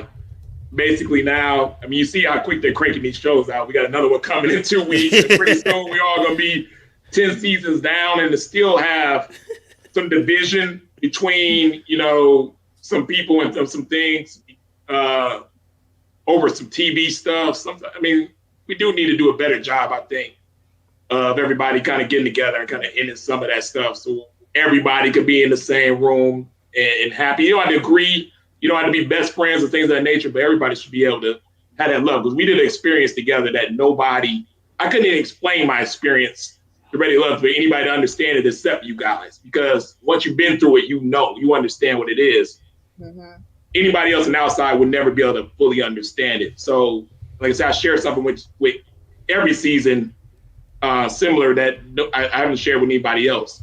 And that right there alone should be enough where, it should be no brown girl, light skin. There should be nothing. Everybody should be able to get along in some kind of capacity, I believe. Well, I hear that still. And maybe I'm going to bring the love guy, like Stacey said. I'm like everybody to get along. That's just my personality, but I wish it could be like that. But that's not. But that wouldn't be the truth, Ron. So stop acting like that.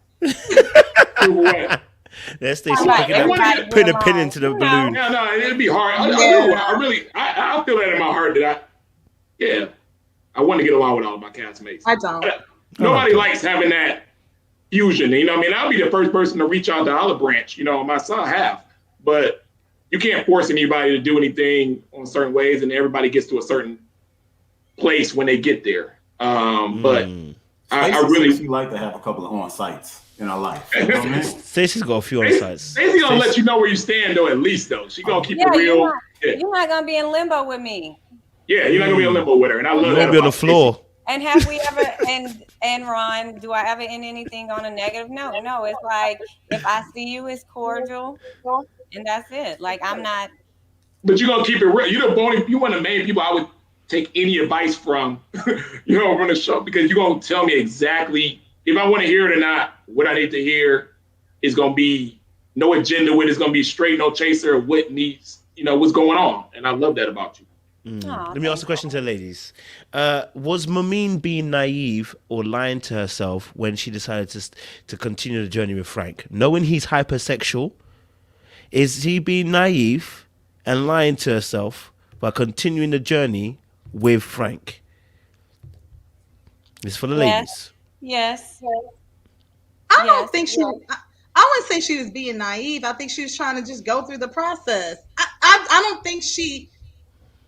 I'm pretty sure Moomin probably knew that this was not going to be her husband or her man, based on what she wants. But this is who has been connecting with her, obviously. So I think she just kind of went with it. But I'm sure she solved a lot of red flags where she thought, this probably ain't going to work. But I'm in this far in the game.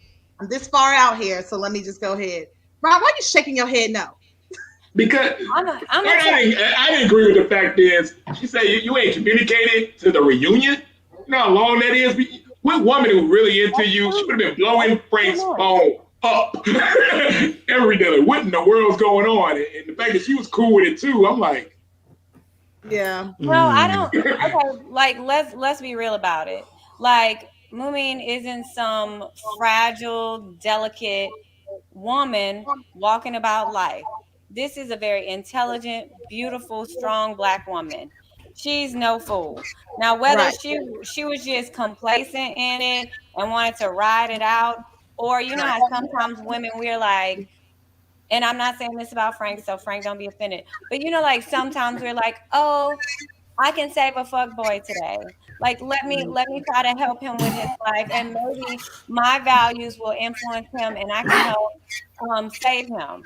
But so maybe that was it, but that's not how the world works. Like, if he's not reciprocating the effort and energy that you're putting in, then you're wasting your time. And all too often, we women settle for complacency, and we waste our time when we can have a blessing knocking on the door. We sitting here trying to fix him, Jesus.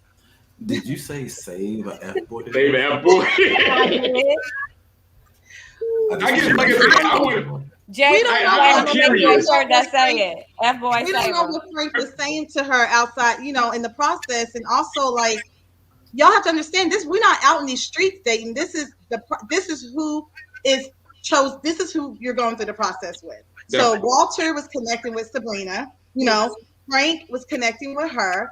So she went through the process with him. Now in the real world, would Mumin have actually chosen Frank out of all the men in DC? I highly doubt it. But this was who she was connected with. This is who she decided to go through the process. Now, did y'all want her to self-look? Like, what was she supposed to do? Now, towards the end, if she was, when he said, I want to, I choose you, Ramin is a nice person, but maybe she didn't want to embarrass the brother or whatever. But after that, they did not, like she said, there was no connection after that. So we don't know But what. Kerry, man, on the reunion though, she lit Frank's ass clear She smooth. did. It was no pause. There was no pause in that. It was almost seemed rehearsed. I thought she rehearsed that thing about 40 times. It came out so smooth and hardcore. All he could do is just put his head down and just go with the flow. It was, man. I actually agree with you on this one, Ron. I'm not gonna lie. Yeah, it was nice way of doing it, but it was hardcore. I felt it in my bone the way she was. But she But I was think. there. Oh. Say again, Libby? Yeah. Yes. Welcome to the party. So Welcome to the I party. think that at that point, at the reunion, Momin was mad. She was fed up. She was pissed off. So yeah, she had a few things to get off of her chest. But I definitely feel like the question that was posed, I feel like Momin is a combination of both. So getting to know her a little bit better, I think she's just super sweet. And she's also a hopeless romantic that is willing to give people a chance. And so when it comes to Frank, I think that, all right, well, she was through with Walter, and Frank had showed her a little bit of attention, a little bit of affection or whatever. And Momin is like, oh, well, he likes me, I like him, and we went to the park. And, so I think that it's a little bit of both. But through this process, I think that she ended up seeing some of his bullshit. But see, that's where we cheat ourselves when we like who like us back, when we waste our times trying to go along to get along. And that's another thing about the process that we're in. Like we always are faced with a decision. Okay, well, am I going to be authentic to myself and give myself what I deserve? Or am I just going to go along on this process and cheat myself? Yeah. And I feel like she was cheated. I agree, but here's a part that women don't understand sometimes or take into consideration. We can tell as men, and we don't, because of our egos, we don't let y'all know or bring it out, but we can tell when y'all interest is not 100% high or if it's a drop off or any inkling of it, we pick up on that so quick and we just don't say anything about it. So if he didn't think that maybe, like you said, that he wasn't the number one guy for her out of all the guys in DC, he knew. It wasn't a surprise to him. You know what I mean? He knew what was going on in his head. We could feel that stuff. But the question is whether or not that mattered, right? So here we have a situation in which you're dealing with a man's ego as well. He has options, right? Yeah. So he's thinking like, yo, I got this one over here and this one over here. I'm going to take a chance because, you have someone who may be a little bit more enthusiastic who's into you than the other person is. And so there you have it. He picked the one who, he felt had the most interest in him or even a better chance with him. But clearly it wasn't a genuine connection because he hadn't, made any effort literally the next day. So. You know what this reminds me of? I got to go back to my Betty White. She said you can't show your teeth to every guy you meet. And that's all I'm going to say. So Stacey, in the effort of your Save a F Boy Today t-shirt line that you about to drop. The first one. So I like Frank. But Momin, if we remember too, there's a scene where she went on a date with Corey, right? And if there's a F boy of the season, then y'all probably say it would be Corey, right? He showed the behavior. Maybe it's, maybe it was editing. But at the end of the day, she was sitting on the log. And he came up behind her and she's celibate, right? And he's giving her, right? And then she was like, So I think there is maybe a little bit of this, I like who likes me, okay? and the attention. Not that she needs the attention. I feel like she's whole in the person that she is, all the above. But I feel like it's one of those things of, okay, somebody's showing me attention. Let me respond in kind to them, even though I don't think that that's something that she would normally want somebody to do, which is hunch a booty on a log. You know what, Jay? Sometimes Kerry, I get in trouble. Sometimes I get in trouble You in like life you hunching booties on a because log? I'm too nice to people and I don't want to tell them no. And so I think like just viewing Mumin, I think that's also part of her personality, that might be a little problematic, is that sometimes she wants to say no, but she doesn't want to hurt somebody's feelings. Hey, Kerry, let's go back a second. Do you remember at the mixer when when everyone was getting on Corey about him being interested in other women, right? And we all at the same time was like, yo, he's copying and pasting. The term wasn't used yet, but he's copying and pasting essentially the same line to each and every woman, including Moline, right? And so after we all discovered it, Corey was fluttered or whatever. And most of the women were through. Like, they were like, yo, I don't want anything to do with Corey right now. But the one person who was enthusiastic or that was okay was who? Mumin. Do you remember? So she was like, he apologized, so I'm good now. And our mouths were like this. Okay, girl. You what? Yeah. And that's very true. And that's why when y'all said she's nice and, she chooses who chooses her. I think that's a good observation. And yes, you're right, Liva. She absolutely was the first to root for, try to keep Corey in the game, and we were just so confused on. Yeah, she was so excited. She was like, "Okay, so we're good." Like, he apologized. I feel so much better now. And it was just crickets.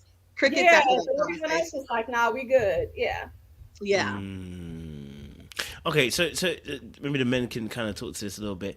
Okay, so I get Mamin is nice. Don't get twisted. I get that she's nice, but nice does not mean you have to compromise your standards, because that's what she in a sense did. She compromised her standards, which is why I'm saying like I can't give it a pass. I can't give it a pass because I'm looking at it going like, yo, like, at the end of the day, we grown now, right? So for you to want to deal with, and after I kind of agree with Jay, I remember the log situation. And I was like, and it's not. Listen. I mean, I'm out here trying to be abstinent too. Okay, some of my behaviors are not correct as well, right, guys? But listen, it's tough right now. Ghana was tough. So I'm repenting. Anyway, so no, but with my mean, obviously, the fact that she wanted to deal with Frank and him being hypersexual, it was just a mismatch. It was a mismatch from the very, very beginning. The moment he confessed to her and told her he's hypersexual, at that point, I'm like, darling, you got to run. What? Like, that's not about being nice anymore.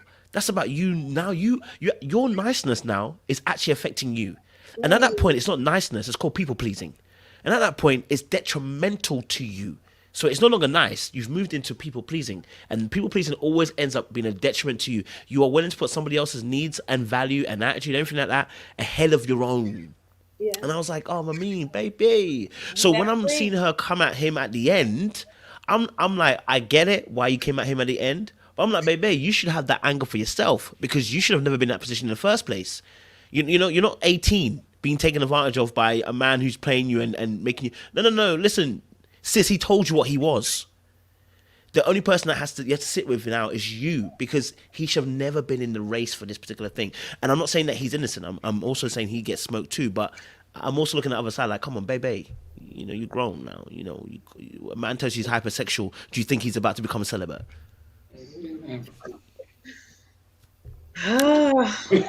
You said that was for the men. You said you wanted the men to respond to that.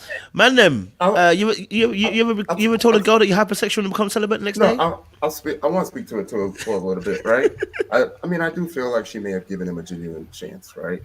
But this is a topic that comes up a lot in the conversations here, especially like in my circles. Yeah, I always say that women were born with a superpower called intuition, right? They just don't for some reason, either choose to ignore it or not tap into it enough. But I feel like you knew, right? You knew when you met him. You knew when you observed his approach, right? You have a very, very strong idea. So again, to what Koja was saying, you know, being empathetic and feeling for her, right? But still, we all are grown. And like I said, women do have that superpower. Listen to it, and maybe it'll hold men more accountable to what we're doing. We wouldn't have as many fuckboys as Stacey said, you know? And part of the issue could be she doesn't know how to hold them accountable. You know, so that could be part of it too. Not necessarily knowing. She probably asked him. She's going off what his response was. And for a man during the process of the show, you're honestly not thinking about sex because you're like, man, I ain't about to have sex with somebody, and he gets back to the other girls.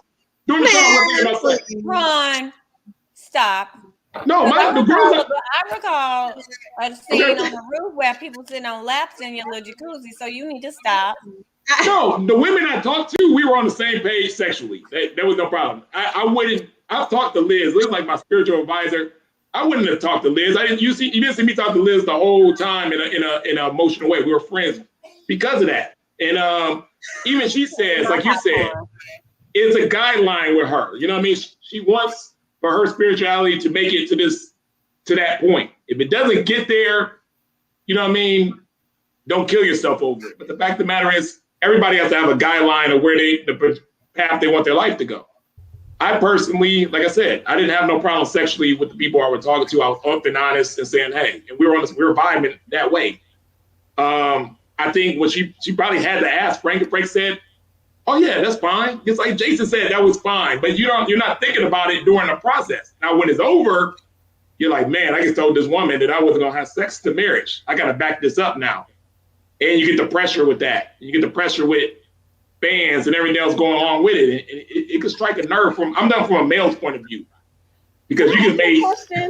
Bro, you lie. Come on, no, you are lying to a girl if you tell her you're about to change and out here not gonna be able to sex. He's lying. I'm saying some guys have said that lie. But also, I'm struggling. Let alone you guys telling yourself you have sex and then not having sex. Come on, I'm struggling trying to be the way. Let's be honest. It's also a certain amount of acknowledgement a woman who is celibate has to acknowledge when she's dating people who are sexually active as well.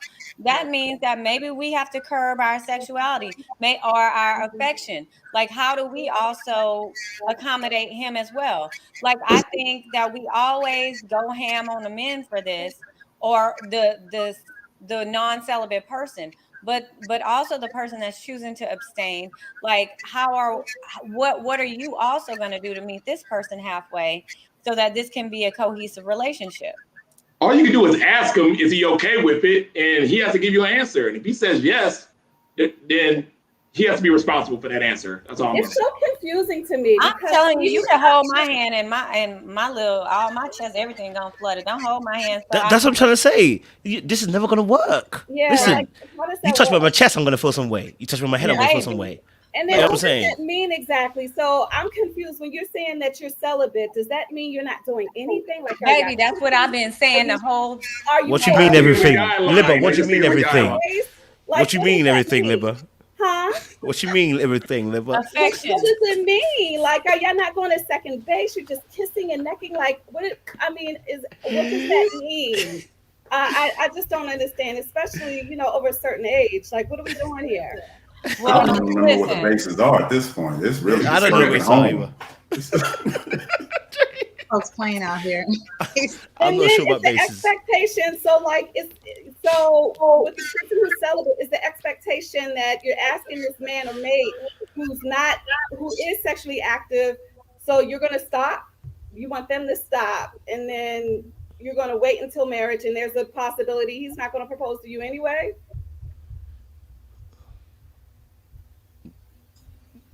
I mean, we had 2 celibate women make it to the end, so obviously something's working. What 2 celibate women? Who the 2 celibate women? 2. What 2 celibate women? Oh, in 2 seasons. 2 seasons. Yeah, because they had to compromise. She's talking about this season. I was like, Oh no! I putting nobody in the space. Okay. I was like, wait. Too, right? Are we talking about Cornelius and Camille? Well, Oh my snap! We didn't even thought about them. Wait, Really because saying celibate. Yeah, they're meant to be celibate. Yeah, it's true. In our season, KG said he was kind of celibate. KG's one was semen retention. It's completely different. Okay, I don't know what that is today still. Hey guys, hey Sean. What's up, Sean? Hey, Sean, you're right. Hey, Call what's that up? brothers in the house. What's happening? what's happening? Just making my chili. It's a snow day here in DC. Jeez. Making my chili, having my drink, probably have a smoke later. Watch the Cowboys blow that game to the 49ers. Oh, they lost? Oh, yeah. Yeah, they lost. lost. Good day. I'm a Falcon fan. Watch the game first, and then you finalize you doing this. What's that? I said you chose to watch the game first, and then when the game was over, he's like, "All right, I'm gonna Yes, go kick it." that's Just added on. Tripping. Look, you've been watching my IG. I've been all about that football anyway. So go dogs. It's good news, though. It's very good news. I need to drink now. For many people, Okay. How do you feel about celibacy? Camille did not make it to the end. Technically, Huh? they technically didn't make it to the end, right? They chose. They didn't choose each other. No, they self-eliminated Limited. or one was voted off. Yes. So technically, they did not make it to. Okay, the I get what you're saying. You're right. You see what I'm saying? What's your Thirdly, thoughts it on seemed like celibacy? whatever. Secondly, well, also it seemed like whatever their little cahoots was, sort of was exposed, and that started to dissolve once the powers that be got involved. But that's neither here nor there. Y'all were talking about Frank. Ooh, that's different tea, dog. Oh, Sean, you started already, Sean? Wait, who? Starting See about who? oh, Did you say Frankie Liver? Wait, did you say Frankie Liver? I mean, Wait, Sean, did you say Frankie Liver? No, I didn't mean Frank. I said Can you play it again, bro? Who did you say, talking Sean? about Frank and Mamine? Was that what y'all? Yeah, Frankie Marine. Sorry, I thought you said Frankie Liver. I was like, what the heck? No, sir. My bad if I did. And I'm totally sober, so. No worries, Cap. Here's my take on that, real quick. Everyone's back. It's always easy to bag on the man, and I'll tell you this from my experience on the show. Just my quick 3 days, a cup of coffee on the show. When you set up a situation where a bunch of people are pointing at you and making and triangulating you on a stage, it's gonna always make it seem like you're the heavy. So what I mean by take my elimination or my friend's date with Sabrina, there were 5 people yelling at me because I said I want to still have kids. And they made that and they drummed it up as if it was a huge moment. Frank was on stage by himself with a bunch of women. I don't even know if all should have been Yeah, on they that. let him up. I ain't gonna lie, they let him up. You know what I'm saying? Yeah. It's always so. I'm not here to defend Frank or whatever, but the woman has to say yes as well, correct? And when we talk about relationships, we always talking about well, the man needs to do this and intentionality and such and such and such. I'm a gospel person who's always talking about praise Jesus and God is going to give me X, Y, and Z, and I have these standards. And you throw down these markers. I'm a man of faith. I agree with that. So why are you going along just to get along? That's what it looked like to me. It's almost like they were playing a childhood game like, all right, well, that's paired with that. That's paired with that. Well, what's left? They're playing pickup sticks instead of trying to make relationships. So I'm really frustrated. Everyone's coming at Frank. Okay, yeah, Frank is very eloquent and such, and it may sound like malarkey to you all, but he's also not. What he's not doing is setting out the other side of the equation where she has a hand and agency in her future as well. So it's frustrating to me just because I'm really a bystander this whole season, essentially. It's really frustrating just to watch the same old trope that this man did this and this man led her on. But that reunion was 2 months after the show. You mean tell me there was nothing hashed out about that beforehand? Yeah. If you're being ghosted, you know you're being ghosted. Can I get it? Let's keep it real, Shannon. And you two, I'm glad y'all on here. You and Tyrone. Y'all were the 2 men that literally, you said, hey, I want to have kids. You told her, yo, that's just. Yeah, I said I ain't reconciled that yet. I ain't about to. And you paid for that. And Tyrone, you went to Kerry and you said, hey, you're special, but I want you gave the truth. You gave the truth straight up. Okay, he did on the reunion. But y'all the two guys that told the truth up front. You didn't play around with the game aspect of it, and kind of paid the price for it. I ain't gonna lie, like that's just kind of how it went. And so, if you're a guy like Frank or somebody, you saw that, you might say, "Hey, maybe go along and get along a little bit and see, where this journey takes me." Huh? Stacey, can I ask? You look visibly in pain. Your eyebrows are Stacey's got a different opinion. I'm waiting for Stacey to shoot. Well, because I was semi-annoyed with Sean because we just said that all of that shit that you just said right before you came on. So it's kind of annoying. We just established that two people need to be responsible in this situation. So I apologize. It took me 10 minutes to get on. I mean, it took you 15 minutes to say what you had to say. So I mean, 4. It took me 4 minutes. I counted them. You acting like you still mad about them friends pointing in your face, and then you just trying to make everybody be in that room with you. Well, if you want to go there, yeah, I should be mad about that, shouldn't you? Wouldn't you be mad about that? No, I would have. Yes, because there was also some stuff that was like, he ain't working. The provider answer was edited out. But that's as a man. All right, you want men who are strong, right? I did hear that part. Y'all were talking about the type of men, not naming their names, that we aren't. Men have egos. Strong men have egos. So you're gonna put me up there on national TV like, one, I don't work, or I'm trying to run some game, or you talking about you specifically might pay a bill or two. Like, what the hell is that? That's not cool. But that was done because we wanted. We don't got no control over it. You don't have no control over that, Sean. So But Sean, it added a certain element of humor that your job description did change with every time your name was up there. Like that.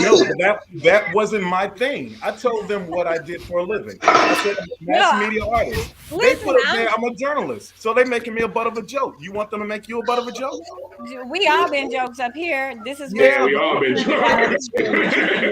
But Stacey, I don't understand the ire here. I haven't written an article as a journalist in 9 years. They listed me as a journalist. They had me fill out all that stuff as to what I did.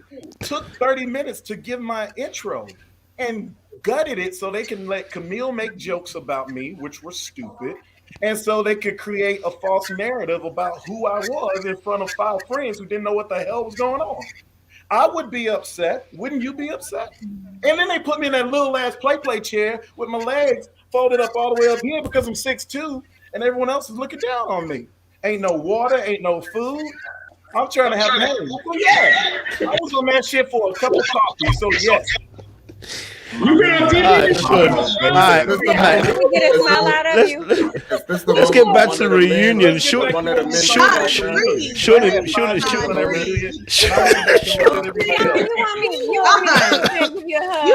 give me some water, Sean? You want me how you sip on that wine? Sean, you better get some water. All I was saying. It gets better. Don't worry. Sean, all I'm saying is people have reputations. If you're a proud man, that shit ain't gonna be cool. I hear that. That's what I'm saying. But we can move on. All I'm saying is just find sometimes, like when things are so painful, you laugh through it. You know what I mean? Like I found that has been what helped me leaving the show. Like after our season was over, I'm sure Ron and Jay can say the same thing. Like at some point, you just gotta laugh. It gets way better. Trust me. You get back to where your life back. You do get your life back. Trust me. Well, with me, it was more like it was such a preposterous exit that it sort of is self-evident, but there's still some things I'm sore about, and I'm glad that I had the chance to. Yeah, you'll get over it. The time will get through that, and honestly, and with everybody fussing at the reunion, I mean, I was just basically chilling like this and watching everybody dissolve. So I think your party. Libba and Ty, we talk about this. It's like we're like Emperor Nero. Watch this shit burn. I don't care. I ain't got nothing to do with it. And that's how I felt about this whole thing. I felt like a lot of ridiculousness ruined people's experiences. Period. Do you want to be specific? Dating show. Do you want to be specific? Do you want to be specific, Sean? We got plenty of time. Well, we don't have plenty of time. No, But no, in 2 hours. So say it. say it straight, say it plain. Say it straight and say it plain. No circles, straight lines. Yes. Like, look, We understand.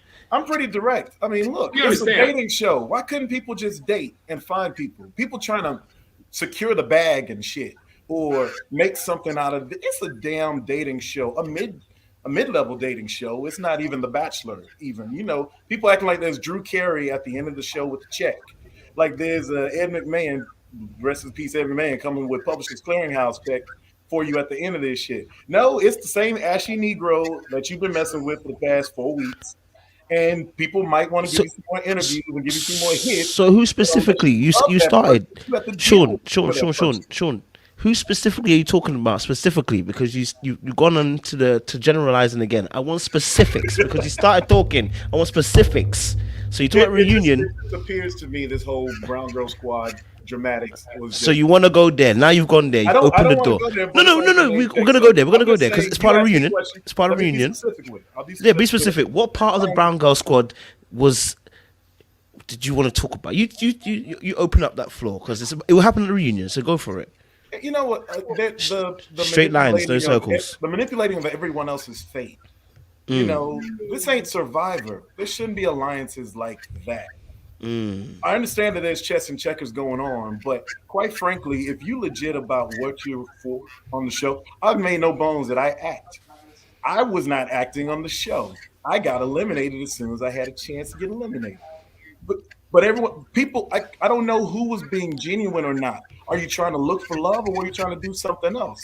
And this, quite frankly, I'll tell you, my entry into the show in the middle opened up the doors for other folks to have life on the show down the road. And so when that happens, that's a threat to that little league of folk. And that's just the God's honest truth. Instead of this being a love show, it turns into damn Survivor with no money at the end. And that's Tell me this, Sean. I always wanted to ask it. Did you have a choice to come in? It is hard for a guy to come in. I did It not. was much easier for the female to come in the middle than a guy, because as men, we have to have that in-face time with the people and make those connections. Women come in and just, and guys are gonna give it more of a chance. So Right. I understand 100%, coming in the middle is hard. That's very perceptive. 100%. Coming in the middle of the show for the man is very tough because the women on the show are very protective of the connections they've already made, the few connections they made. So they're not going to just step out there on their limb to get to know me. Plus, when they're coming to the middle of the show like that, people don't trust me.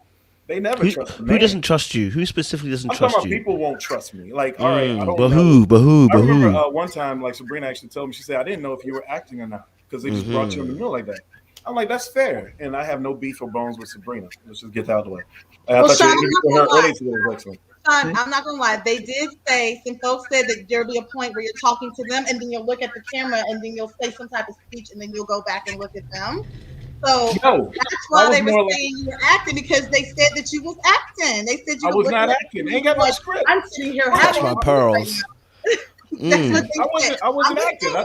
Carrie, let me address that. Go on, perceptive address shit. that. Like, Well, you look at the frankly, camera, they sir. were like, Tell us more. Because they will always tell us to stop and start. I'm like, all right, so is this, are we able to have our conversation now? Because one thing, let me tell you something. If I'm going to act, I'm going to use better material. I would have used some Corey-like shit. I would have done some That definitely wasn't good R&B material. rub- Bro, that's not it. Stacey, we coming with one-liners. I'm gonna need you to even have a better example. Something that You be real mad. instead of asking, tell me about your kids. You know, tell me about like we had a long conversation that was even cut. I had like 40 minutes of conversation talking about Sabrina's sick parents. That ain't exactly good made for TV shit, but it's something you want to care about if you are interested in meeting and knowing somebody. I never had an R&B around the corner moment. And I think they brought me in there hoping that I would be that moment. Would be that. But did you have a Since I connection? didn't do it. But did you have a connection? That's what we're here for. Well, I was You trying didn't have one. You just didn't have one. That's a good question, I though. think at the end of the day, I didn't have enough time to find the connections, and I was really boiled down to the three people that were left that I like: Aisha, Sabrina, Tasia, and I Aisha was like, I don't want any more kids. Okay, so we're down to Sabrina and Tasia. I didn't have my date with Sabrina until 12 hours before I met her friends. She didn't want kids though, did she? Well, I didn't know that until I had a date.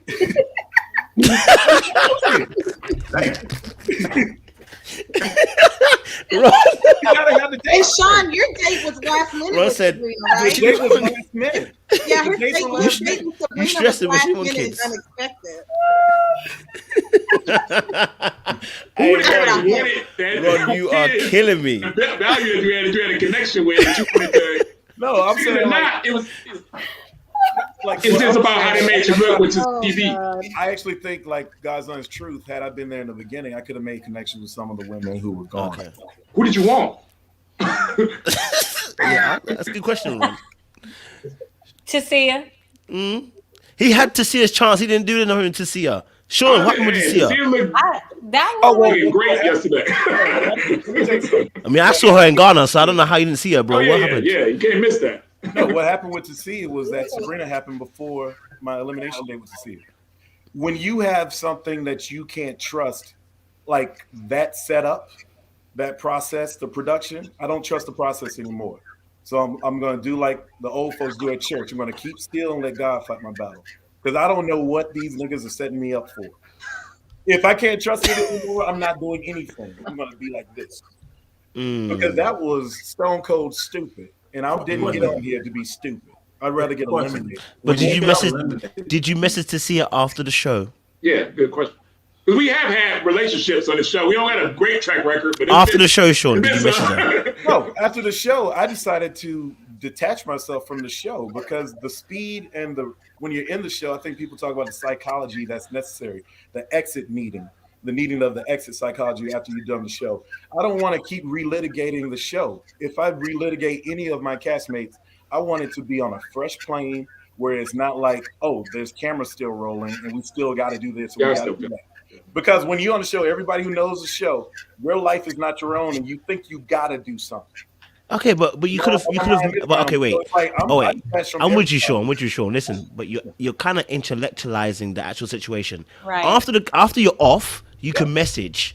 You could have messaged to see her. You could have got to know her. You could have taken her on dates. There'd have been no cameras there, and they would have seen you on reunion, and you'd have been sitting next to her, and they'd be like, "Oh, what happened? You two have been chatting off the cameras." Well, so first, they why set up who not you sit next after? to. They set up who you sit next to on camera. Okay, but you know what I mean. You know what I mean. After, why didn't you message her then? Because what it sounded like is wait a minute. excuses. I'll be real with you.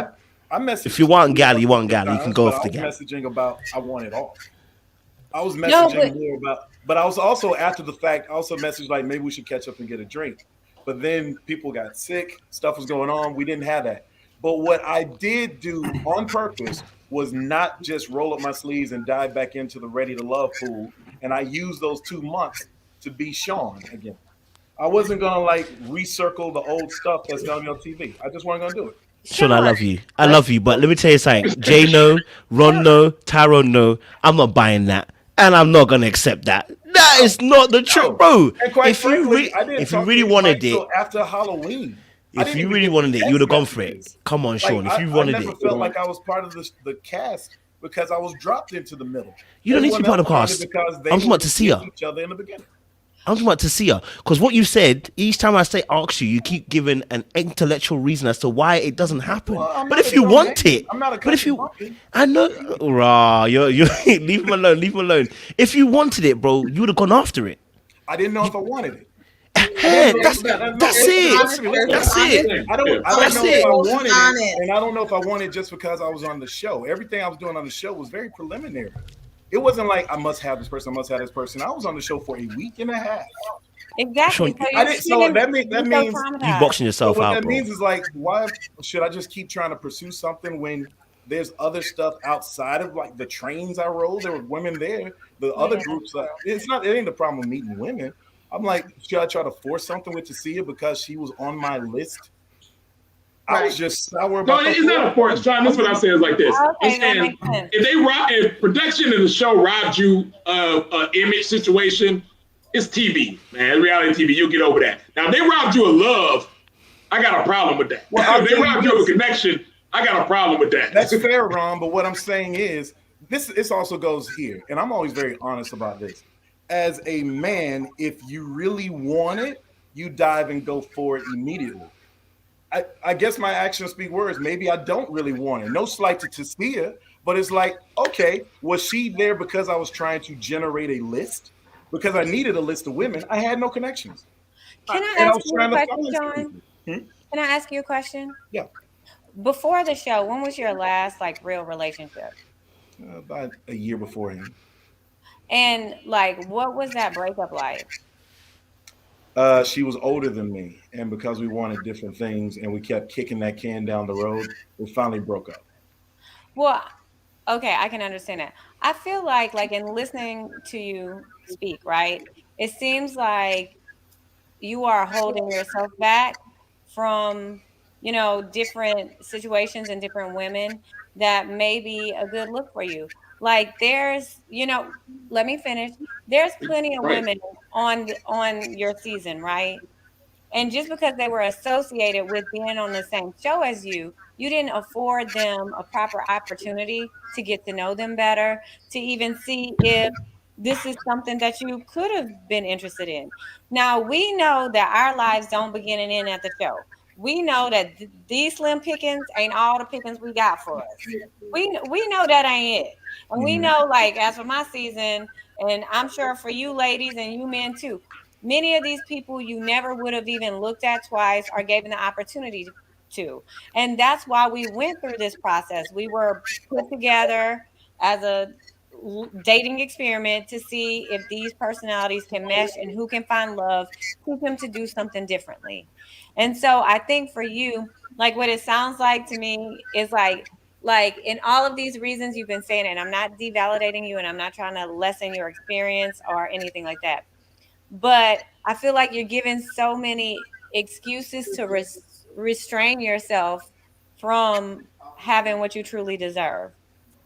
I agree with it too. I disagree. If Ron agrees, Because Sean, fucking hell, mate. I We are love deep. Sean. You're mature, you put together, articulate, smart as the T. I mean, I think you all of that. And sometimes in love, you got to be a little dumb and take some, chances and things of that nature. Sometimes it's called stupid in love for a reason, and you got to let that, happen sometimes. I mean, I know you are Sean. You put together. You say the right stuff. You are a great speaker. I admire all those things about you, but openness and love means sometimes making dumb mistakes and going for it and shooting yourself in the foot. Again, I disagree because, like I said, the women that I actually talk to and connect with were all gone by the time I got there, and I still connect with some of those women.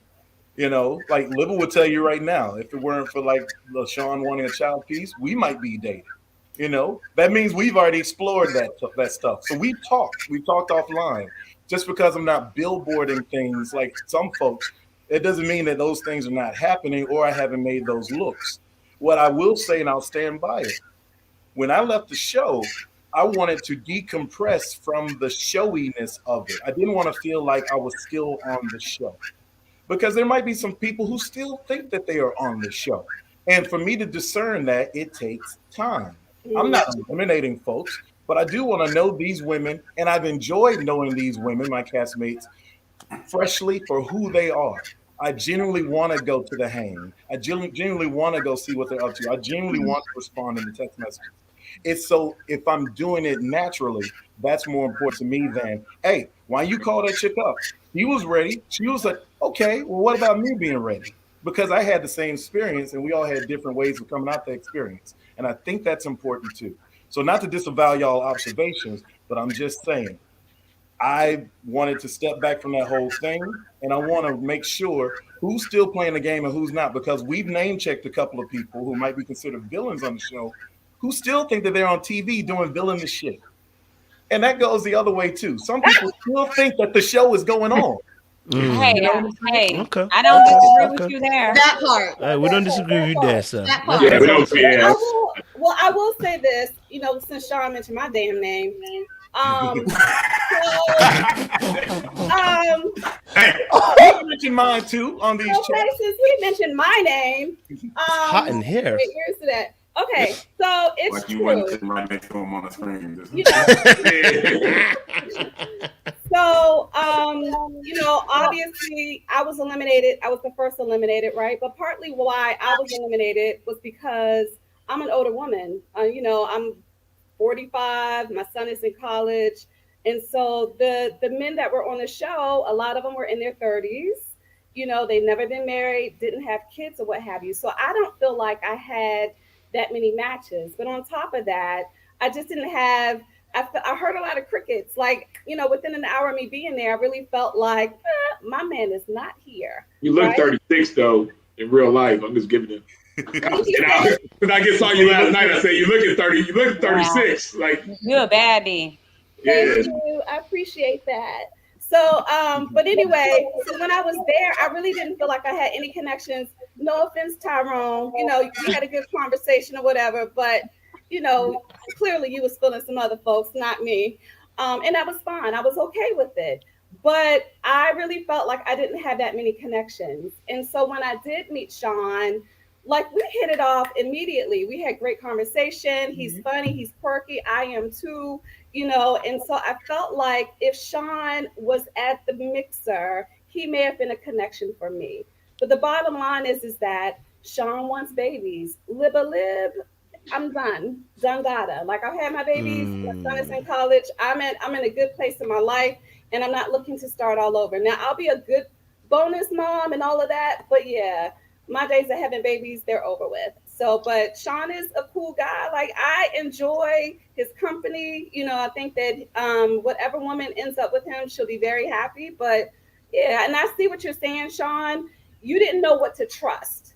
So you didn't know what to trust. You didn't know whether or not someone would be interested in you for you, or whether or not they would be interested in you because you were a castmate and they wanted to sit on the couch with you at the end, at the damn, you know, finale or the reunion. So I understand that, but then I also understand what the rest of this panel is saying. Do not sabotage your shit. So you are over analyzing a lot of things, Sean.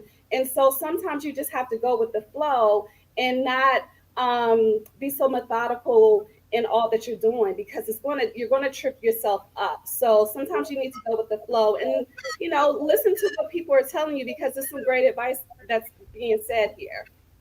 I love that. I love that. Let's segue into another topic of the reunion, which but actually it wasn't really much on the reunion, but I want to get your opinions because this was obviously a big situation. So we had I want to get your thoughts. I know Kerry, you kind of give me your thoughts a little bit about this. The Phil and Shiloh situation. Because you're here, I'm gonna get you guys' thoughts on this situation because it's touchy. And you know what the audience. What happened to Shiloh on fucking reunion? Tyrone, do you want to express what happened to Shiloh at the reunion? I read that word. I was trying to see if he was gonna say something, but he didn't say it. He didn't bite. He didn't bite. For everybody who couldn't hear him, he said shit. Yeah, he's speaking. I mean, obviously, it's a very, very sensitive situation, right? Them personally, emotionally, and even legally for the show, right? Yeah.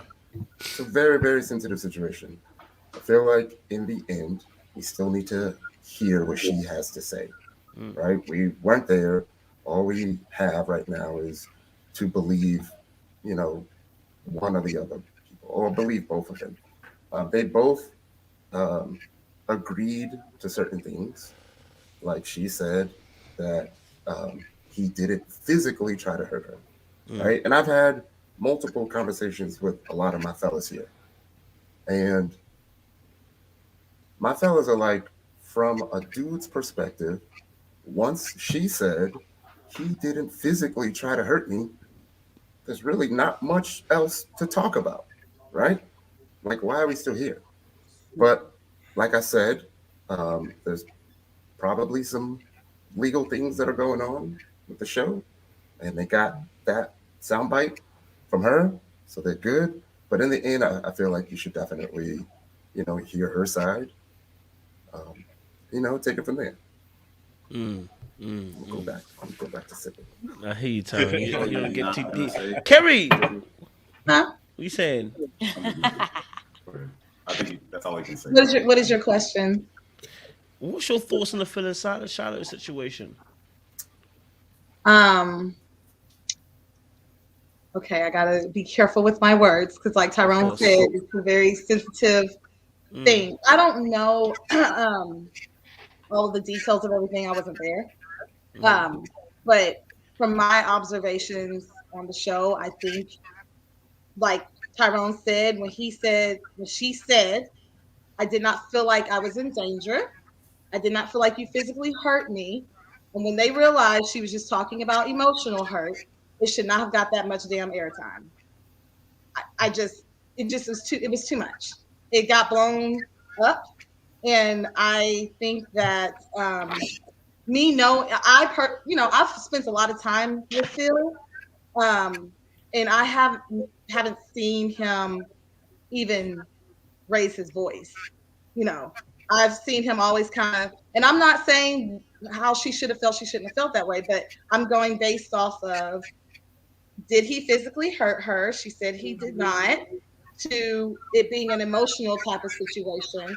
So to me, I'm thinking that's something you should work on within yourself. That's not anyone else's responsibility when it comes to your emotions and your hurt feelings. Your feelings were hurt. And that's what it sounds like to me. Your feelings were hurt. And I get it, but to kind of, I'm very protective of the people that I care about, and I felt like it was type of an assassination of his character type thing. And women have to be very careful on using certain words and trying to create scenarios that's going to assassinate someone. That's not exactly true. And I'm not saying it wasn't true. Neither did Phil. Phil was just like, "Did you feel like I tried to hurt you?" And she said, "No." So that's what we're going to stick with. The emotional part is something you go to therapists, a psychiatrist, deal with that in that way, talk to your girlfriends or whatever. But I just think that again, I wasn't there, but I'm going off of what was said on the TV screen. And I didn't feel like it needed to be something this big that went this big. You know what I mean? Especially, I've dealt with men who are aggressive, and I've been in situations where a man did do some crazy stuff. So, and women have had things happen to them. So I think that's a very sensitive area that you really do have to be careful with. So. Appreciate it. All right, Libba, what's your thoughts? Then I'm gonna pass it out to the rest of the guys. Okay, so my thoughts, I have mixed feelings.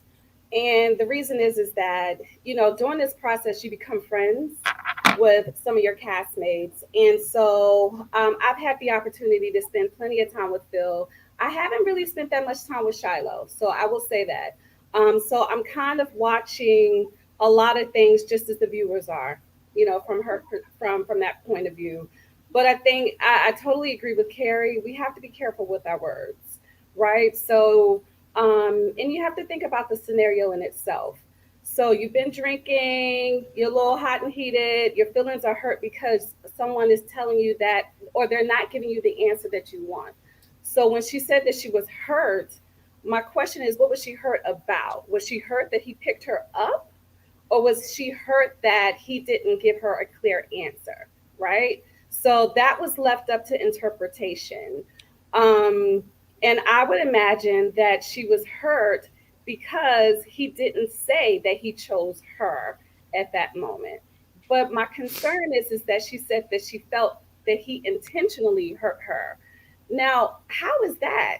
When I think about Phil, he doesn't come across as a malicious type of person that will intentionally hurt someone. Phil is a peacekeeper. He's a gentleman. He's sweet. He's calm. He's kind. That's what I've observed. But I've never really felt like he was the type of person that would intentionally hurt someone.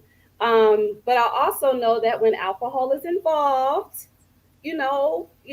things can get a little toxic. People can, say some things and what have you. So there's no telling what happened within that drama. I just feel like it's in an unfortunate situation.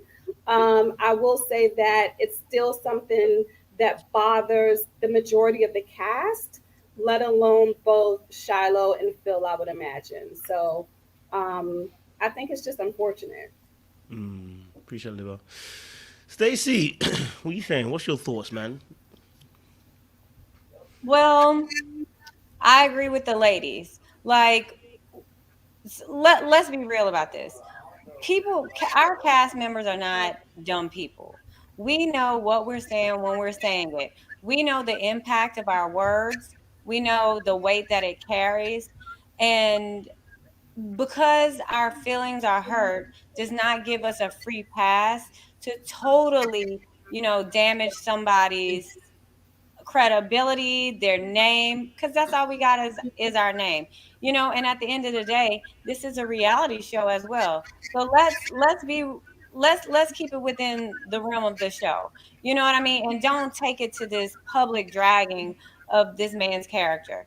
The other thing that I can see from it is that women, we got to make a decision. This is clearly why sometimes, and ladies, I hope I don't rub y'all wrong with this viewpoint. But this is why sometimes men don't know how to treat us, because we need to decide what we want from our men.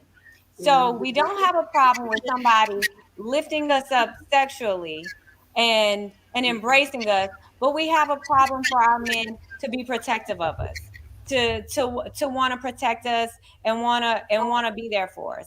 So what message are we giving to our men? Because we want y'all to be the kings of our home, right? We want y'all to protect us. Women, we can go down a list. I want a protector. I want this. I want a strong man. I want him to be there for me. I want to feel safe. And then when he has the opportunity to make us safe and to be protective of us, we drag him. So what are we teaching our men? Like, what are we telling them that we as Black women want from our Black men? We're totally confusing them with our messaging because we get our feelings hurt and we get emotional and irrational. That's all. Hey. Sean, what you saying? Sorry, I muted you, bro. Hold on. Go for it. I agree with Stacey there on all of that, and this is from a man who usually believes women. But I do see the contradiction sometimes in the messaging. Like, I think there are some women who want old school protective men, very straightforward, straight lines thinking men, and protective men do protective, assertive things like, hey, you're walking down an alley in a strange big city at 4 a.m. and you're walking away from your car. I'm going to make sure you get to your car safely and get back to the right direction. That's the one thing that we can say from the story that they both agree happened. Other than that, everything else I can't speak to because I didn't have many conversations with Shiloh. I know Phil, and Phil reminds me of my late best friend. So I have great respect for that man. But I just really do think that it's funny. We talk about Black Lives Mattering and support this and support that. And we're quick to like devalue each other when we make accusations about things, particularly Black men. I'm not saying that Shiloh is off base or lying or what have you, but I would like to see, was there a police report? Was there these other things that usually come to aggregate and prove certain accusations? Because these are very serious charges. And while this is a show that's supposed to be fun and games about finding love, people work for a living. And DC is a town where your relationship and your reputation matters above everything else. And so if you're going to make any type of saying about something, go through the actual proper channels, do it right, and let's have that say flesh out. Other than that, I have nothing else to say. I hear that. Ron, what are you saying? Like I said, it's a tough situation because how she feels is how she feels, right? You know, she has a right to feel that way. But like I said, this is a female audience show. So you say something a certain type of way, there's no male besides you. You probably, Cujo's the only guy voice on here that could probably say something to save you as a male. That narrative gets out to the population. It can go south real quick. And I've been in this situation before. And the female, you know, had a lot of drinks. She wanted to drive. I'm trying to be a protector because that's what I'm traditionally am and was raised to be. But unlike Phil, I won the battle.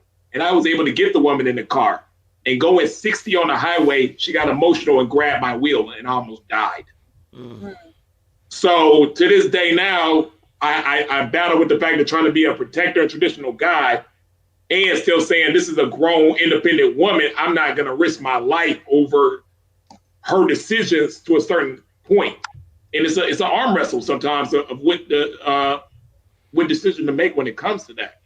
But when you have a woman that's highly emotional and alcohol is involved, it can be a very dangerous situation to a man. And we don't talk about that a lot. I'm hearing you. I'm hearing that. Jay, what are you saying, man? It sucks for both sides of them, man. I wasn't there. I've been in a situation where you want to protect a woman, and I assume that I probably would have done something similar, which is get her to safety, because as a man, I feel like that's our job. If I'm out with you, my job is to make sure that you make it home in the same, if not better shape than you left with me. And if something were to happen to you, the first thing would be like, well, weren't you with Jay? He didn't do something.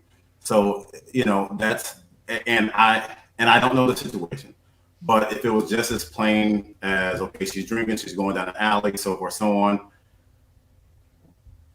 I would want to get you to safety, and then I'll deal with whatever the consequences of that you're uncomfortable of. I'll be getting you to safety. But the fact is, I'd much rather you scream at me in the car than be walking down the street in danger. It's a more controlled environment, and that's just what my heart says to do. I don't know. My assumption is that's what Phil. And then you don't know what. I understand her having a reaction, right? You don't know her past traumas and other situations that she's been in, and he doesn't know that either. So he's just going, I'm a male, let me get the female to safety, and then go from there. So it's just a mess up situation, because I actually really liked them as a couple. They were, low key, one of my favorite couples on the show. And then I was like, dang. I mean, I had them on my little invisible bracket in my mind. Okay, that's a cute couple. I think what she did was like an intimacy expert or something like that. He seems to be very much in touch with his communication. And I thought that they could make it. I just think it was one of those messed up situations. And, it's unfortunate for everybody. And as a male, you never want to have that, okay, well, I promise I didn't try to hurt her. But then there's always a question out there. And that's a slippery slope, especially as an African-American male in this society. I'm hearing you guys. I think it's a very like you said, a very difficult subject. I'm going to be honest with you. I'm going to sound very ignorant. I'm going to sound very ignorant. If you walk down an alley, listen, this is come from UK. There are certain areas in UK. If you walk down if I'm out with you, and they know I was out with you, and we having an argument, and we're walking in the rain for 2 hours, and you have to walk down a certain alley, which I know I know the area we're going into, right, is dangerous for not just you, but for me too. First of all, you've put me in a difficult position. You've put me in a position now I have to act and choose an action. You're irresponsible for doing that. Number two, and I think what's happening here is I'm seeing some arguments, which is, number one, a woman's autonomy over her body. I hear it. You're for it. Autonomy, listen, I've got no problem with that at all.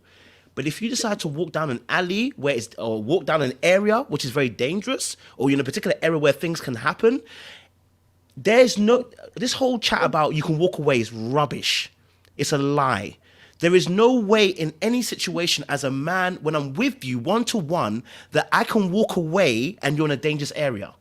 It can't happen, right? Because no matter what happens after, the conversation will be, well, if anything happens to her, why didn't you stick with her? Why didn't you continue walking around in a circle with her? Why didn't you stay around with her? hold on, but I didn't want to be in a dangerous situation. I don't get that choice as a male. You don't get that choice. You have not got a choice. He's left in a predicament. This whole talk about he can walk away is rubbish. No, there is no way if something happened to her that we can go after and be like, I can look at Jay and be like, yeah, Jay, you did the right thing. You walked away.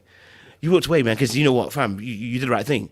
None of us, male or female, woman or male, woman or man, before someone cusses, can say to the person, oh, you know what, you did the right thing by walking away.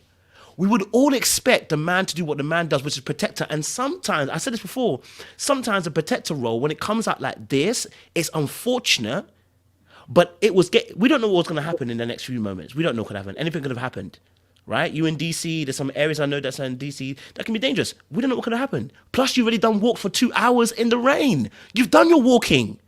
At some point in time, we're going to have to quit this. Do you know what I'm saying? So right now, he's in the situation that he was in, he couldn't win. Do you know what I'm saying? Like, he couldn't win. There is no amount of action he can take that's going to get her to where she needs to. If he leaves her now, she was drunk and she's walking around at DC at 4 or 5 o'clock in the morning, walking around. Now, he might not get arrested for her death, but he might be involved in an investigation. Now, his whole life is wrapped up.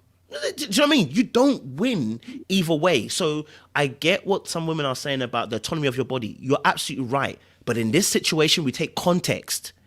Context is so important when you're dealing with a situation. It's not an isolated incident. There's a context to the story of what's happened.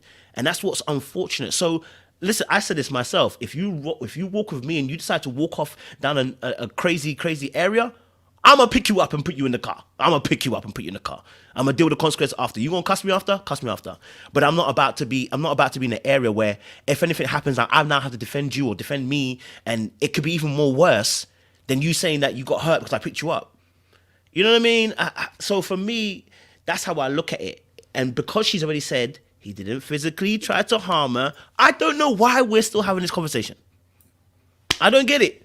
Because we're not having the same conversation with Zadia and Dante. We're not having this conversation. Right? So I know some of you are here with Own, but listen, that's why I'm looking at Own with two eyes like this. What are you doing? Because you have to hold consistency. We actually saw someone physically assault someone on your screen and there was no intervention. But something that happened off screen now has, we had a whole intervention with Tommy. So, yeah, I think that's it's a very difficult situation, but I think, I make it plain. I haven't got an issue here, bro. There's another thing that came up in my mind also is as an African-American male, you're dealing with a female in the dark alley. There's a confrontation. A cop pulls up. He doesn't know the depth of the situation. The first thing he's going to do, depending on his training, is reach for his hip, whether it's the left side or the right side, and assume that the situation is worse than it was. And that is my biggest fear for every man on this podcast. That's my fear for my son, because we've seen what that looks like. And so when I'm picking and choosing the battles of, who I'm dealing with, I'm thinking about these things. Is she going to put me in a situation to where I'm going to have to deal with something and I don't have control of what this man's training is and what is his ability to de-escalate situations and all that stuff. And it's not a good situation for anybody. It really isn't. And I'm sad that it happened because it's a dampener on the season. And I think they're both great people. But it's a low point for me. But it's what I love about this show is that it's a conversation starter for some things as well. 100%. So maybe there's a couple that gets a chance to see this and say, hey, babe, if I'm tripping, here's the safe word. Put me in the car. We good. Mm-hmm. Okay. Anyone else got last words to say before I move on? I do have a question. And this is kind of a pivot, but it's related. Wasn't that episode the women were supposed to eliminate somebody? I'm curious what would have happened had Shiloh not self-eliminated. What do you all think would have happened? Because the women were scheduled to eliminate a man. What would the dynamic of the show been with what was remaining? I'll shut up and listen. I don't know. I have no answer. I have no answer. Nobody has an answer? Tyrone, you have an answer? Nope? All right, cool. Let's shift it. All right. I think that's conclusive, Sean. There would have been a different direction. Okay, so I think the last kind of piece of the reunion. I think we've kind of addressed everything apart from what we addressed. We've pretty much addressed every single issue, right? Am I missing someone? Am I missing someone in the show? Libba, am I missing someone? Who am I missing? No, you weren't here from the beginning. Kerry, am I missing anyone on what we've addressed? I'm trying to think if I've addressed anyone. Did you address? I don't know if you even wanted to address the whole Dante. Yes, no, that's yes. Okay. It is an important also the Dante and Zadie situation. Who can give us the information about what happened at Frank's house, please? I wasn't there. Who was at Frank's house? Somebody talk. Who was at Frank's house? Oh, Libba, you drinking that water real hard. Yes. Libba wasn't there. Nobody wasn't there. She got parked real quick though, didn't she? Frank's house. I mean, she drank that water real good. Yeah. Okay, well, Kerry, can you expand on any interactions you had with Zadie? I've been seeing all these comments trying to ask me this one specific damn question about Zadie and I. Okay. Uh-huh. So someone was like, they're asking, did Zadie kick Kerry? Yes, Zadie kicked Kerry. So she kicked you? What? Yeah. Doesn't? So Is this a spoiler? Hold up. Is it a spoiler? Kick. Is it a spoiler? There can't be a spoiler. It's Not way a- before. Like what? There's What a you part mean two. like kicked it with you? Huh? it's not a spoiler. You mean like kicked it with you? Like Jackie No. Chan kick or like Like hung out with you? hung out kick? No, so I was actually cool with Zadie. I was cool with Zadie when I got eliminated. I was pretty much Switzerland to everyone. I didn't have issues with anyone. Once I got eliminated, I threw a party and not a party. I threw a brunch, and we all got together. And it was good. Like, people were doing their thing. Everybody was reconnecting. There was a little bit of tenseness. But again, I was Switzerland. I was cool with everybody. So after that, I was starting to get to know each castmate. I'm finding out there's some divisions that's amongst the cast because I was not there with the dinner party fight and all that stuff. I wasn't there with all that stuff. So once that happened, I got really close to some, and some I weren't really close to. Zadie was not cool with some of the castmates that I was cool with, and she didn't like that. She thought I was picking sides, which is not the case. I'm not trying out for a sorority. I don't care. I'm not trying to make friends just because. I'm just kind of going with the flow of everything. So anyways, our friendship stopped at that point because that was her decision. She thought that I was giving blurred lines. She thought I'm trying to choose sides and all this stuff. And I felt like you're just trying to make me make a choice, which you're not gonna make me do anything. So Libba, fast forward, Libba had a Halloween party at her house. She wanted to invite everybody. I knew that there was some not good blood amongst everyone. I wanted to not go, but I wanted to support Libba's party, so I went. Some of these, Zadie and some and the BGS crew, they all came. This was our first time all coming together. Shut up, Koja. This was our first time of all coming together. And when she walked in, it was just like an attitude. Like she didn't speak. She didn't speak to anyone but Libba, and that was it. So some of the other castmates were there. I spoke because I even complimented her costume.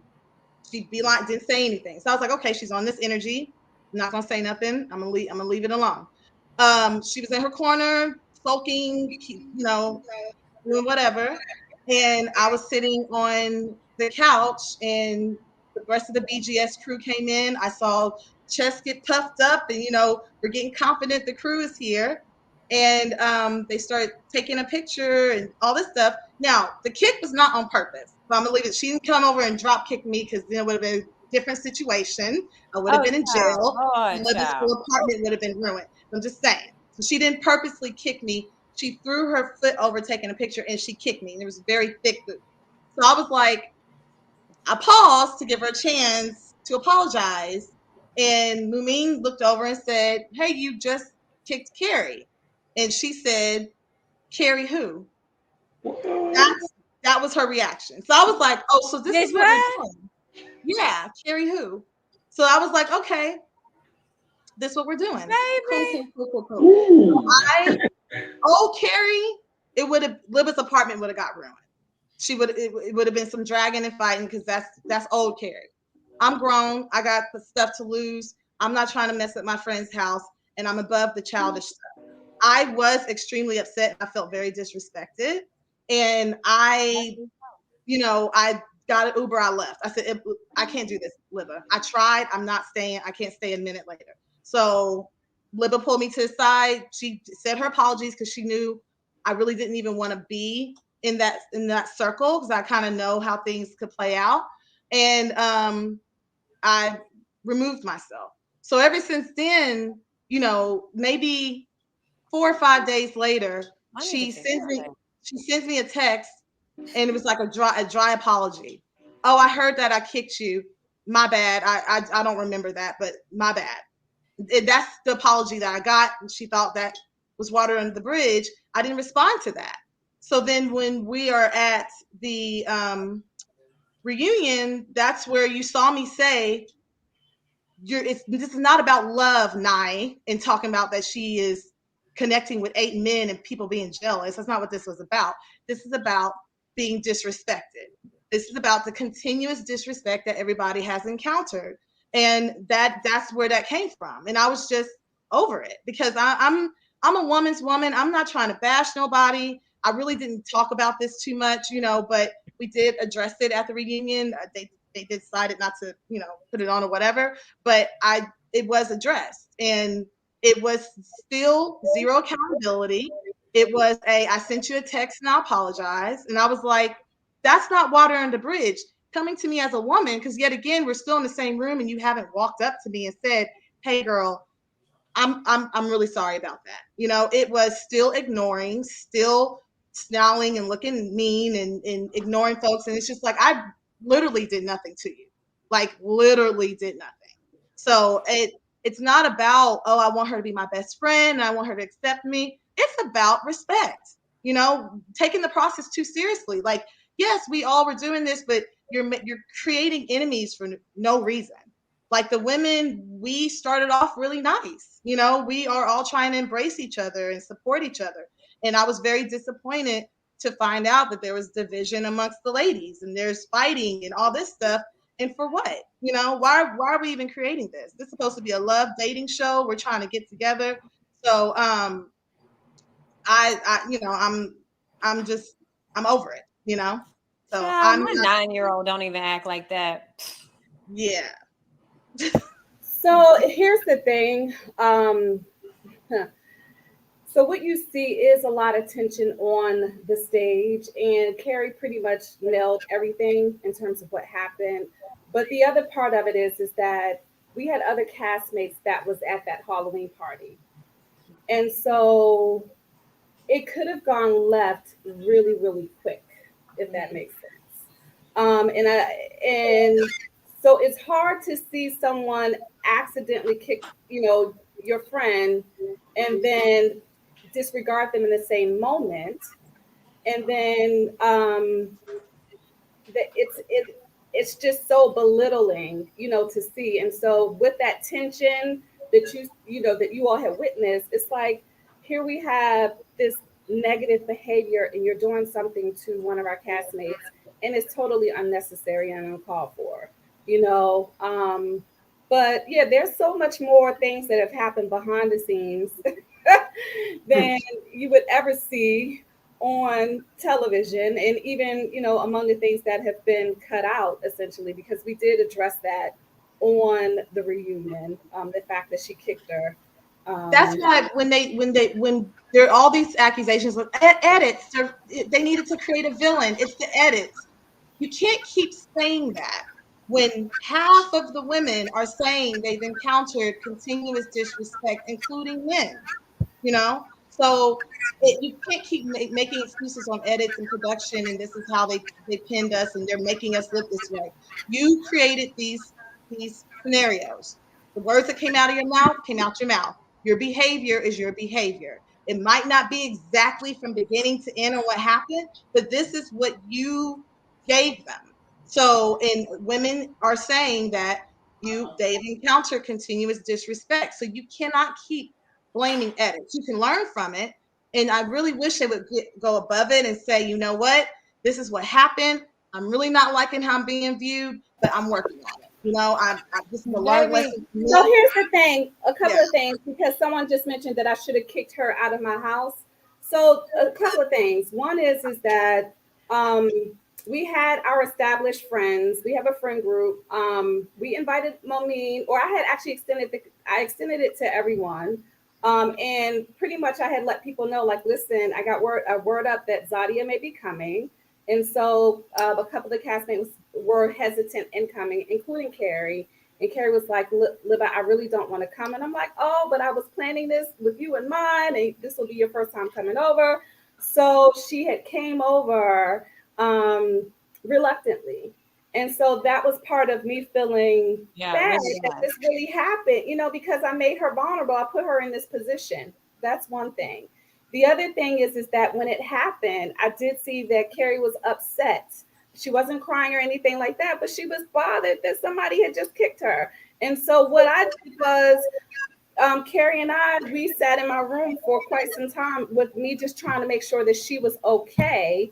And we definitely felt like it was best that we get Kerry up out of there. And so I think that we handled it the way that it was supposed to be handled. And and then the Zadia situation, and you guys, it's so convoluted. It's very easy to make assessments of what should have happened, but it was so convoluted. And just as we talked about the Shiloh and Phil situation, you can talk about shoulda, woulda, coulda all day long, but you just don't necessarily, in the moment of certain things, you do what you need to do to try to mitigate the situation. But again, the one thing that I did learn was that I will never force any of my castmates to do something that they do not want to do, or be around people who they don't want to be around, because it can end up being, a toxic type of situation. Especially when people, don't know how to control themselves. I'm just not. Energy is a big thing to me. That's why with being on the show, it was difficult because you don't really know these people. You're around strangers. You just don't know what you're dealing with.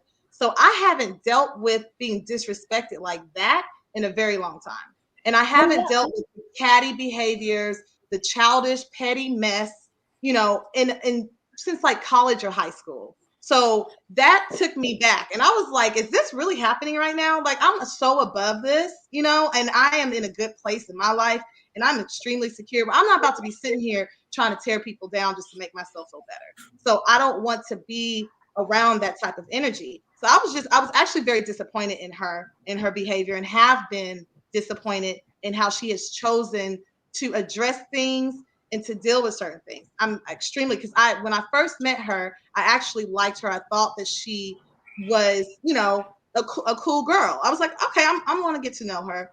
But as I continuously see adding fuel to the fire versus trying to put the fire out, this is something that continues to happen in the zero accountability. And that's why y'all saw on the reunion her being called a certain name, and the women just fed up because they went through way more than I did. And that's why they were like, we're sick of this. You did this, and that, and you're showing with this plaster smile that looks creepy, and you go and you're being shady. So that's why, like, you saw what you saw in the reunion. It's not made up. It's not something that people are over exaggerating. And people are tired of it. So it still is, by the way. It's not being corrected. So. Well, we saw that on the reunion, and I Yeah. think it's unfortunate that you, like, Carrie, the only thing that I can say is that you said, some people don't know how to control themselves. These people do know how to control themselves.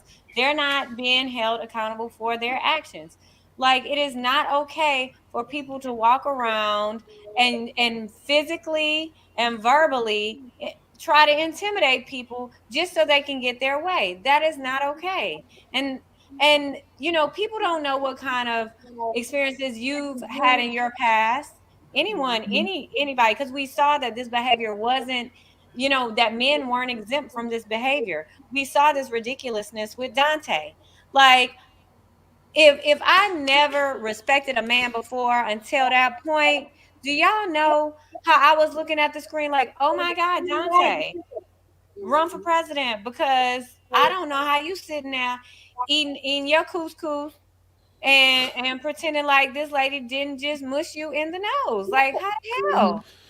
Like, the restraint. And that again goes to the double standards of women and men dating, how things just aren't always, you know, treated in a fair manner when we're in these situations.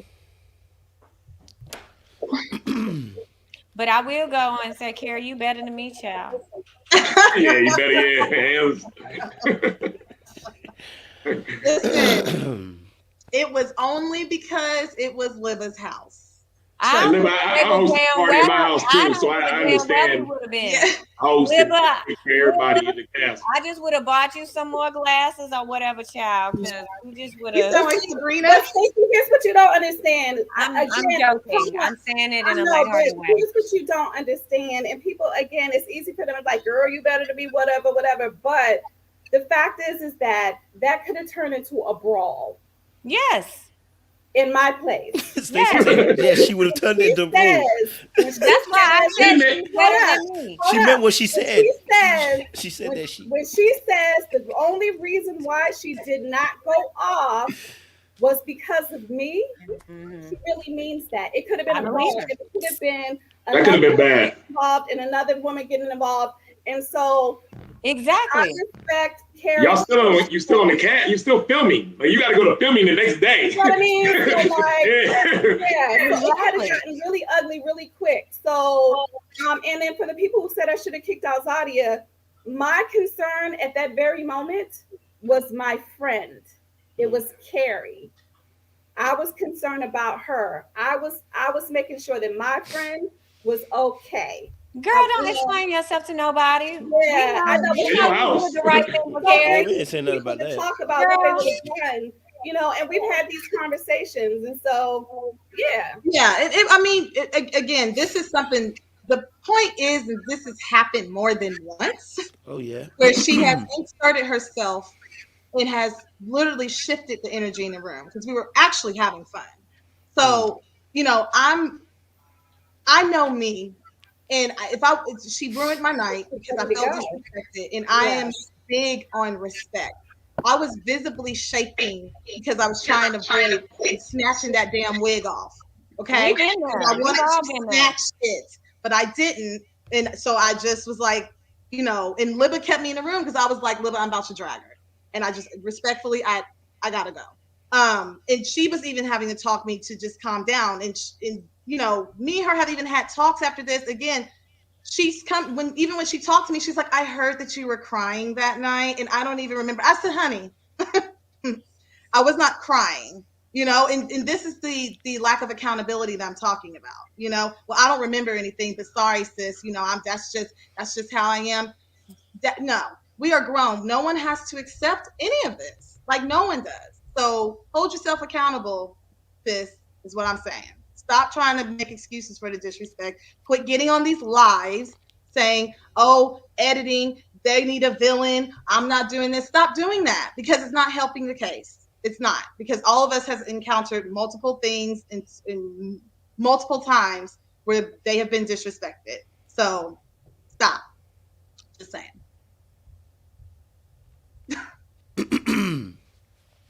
Yeah. My oh my. Getting all the just right here. All the just. Go for it, Jay. One thing that I noticed different on this reunion was Naeem, his energy in defending. Was that something that they just kind of kept out of? He just seemed super quiet and chill, and then all of a sudden he was, you know, on a different level on the reunion. Is that Oh, you thirsty again? Or you get parched at the weirdest times. Go ahead. Who wants to answer that? Naeem, was Naeem defending that the whole Yeah, so entire time? I think Libba missed the earlier conversation when we were talking about people and the energies and some people who were on charge. Yeah. And he definitely was one of them. Well, I will say this.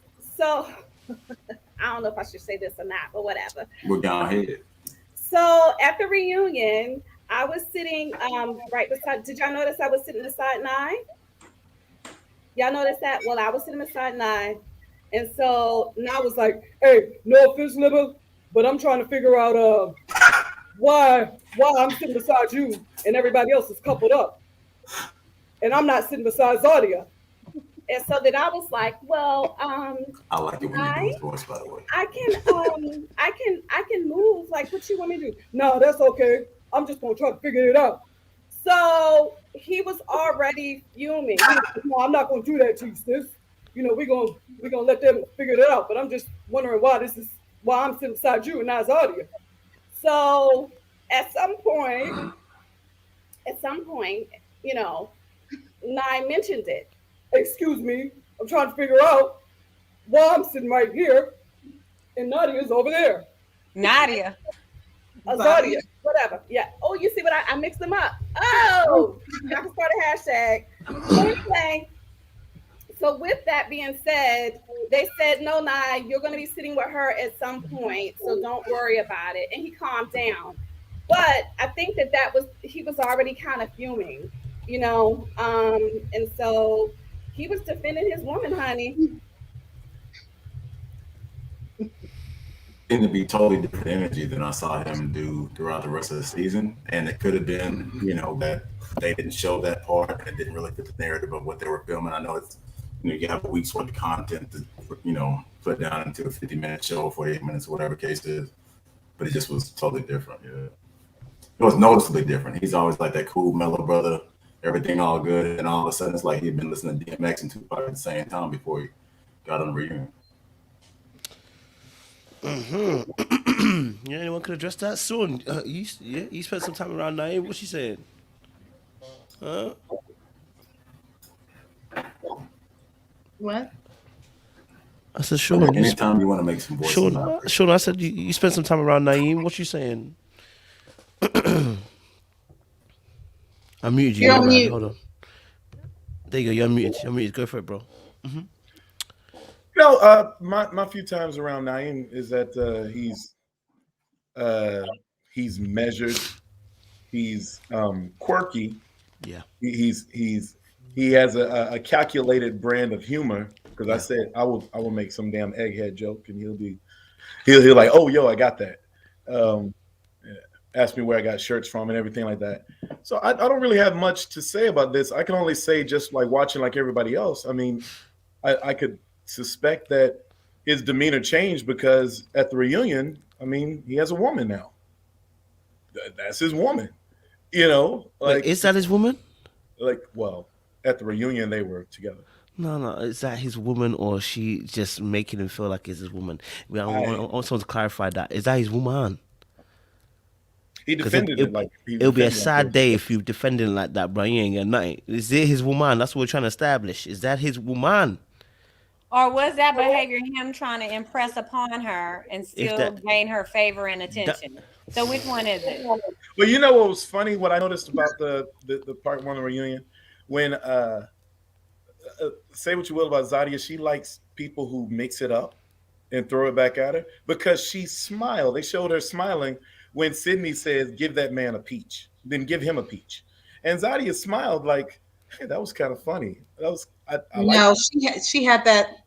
It's a slide. I mean, what I'm saying is, like, my thing is, I think people who indulge in this behavior enjoy it, and so that's just Sean. That's an awfully nice way to say she likes violence. Right. She enjoys it. She's waiting. It seems like to me,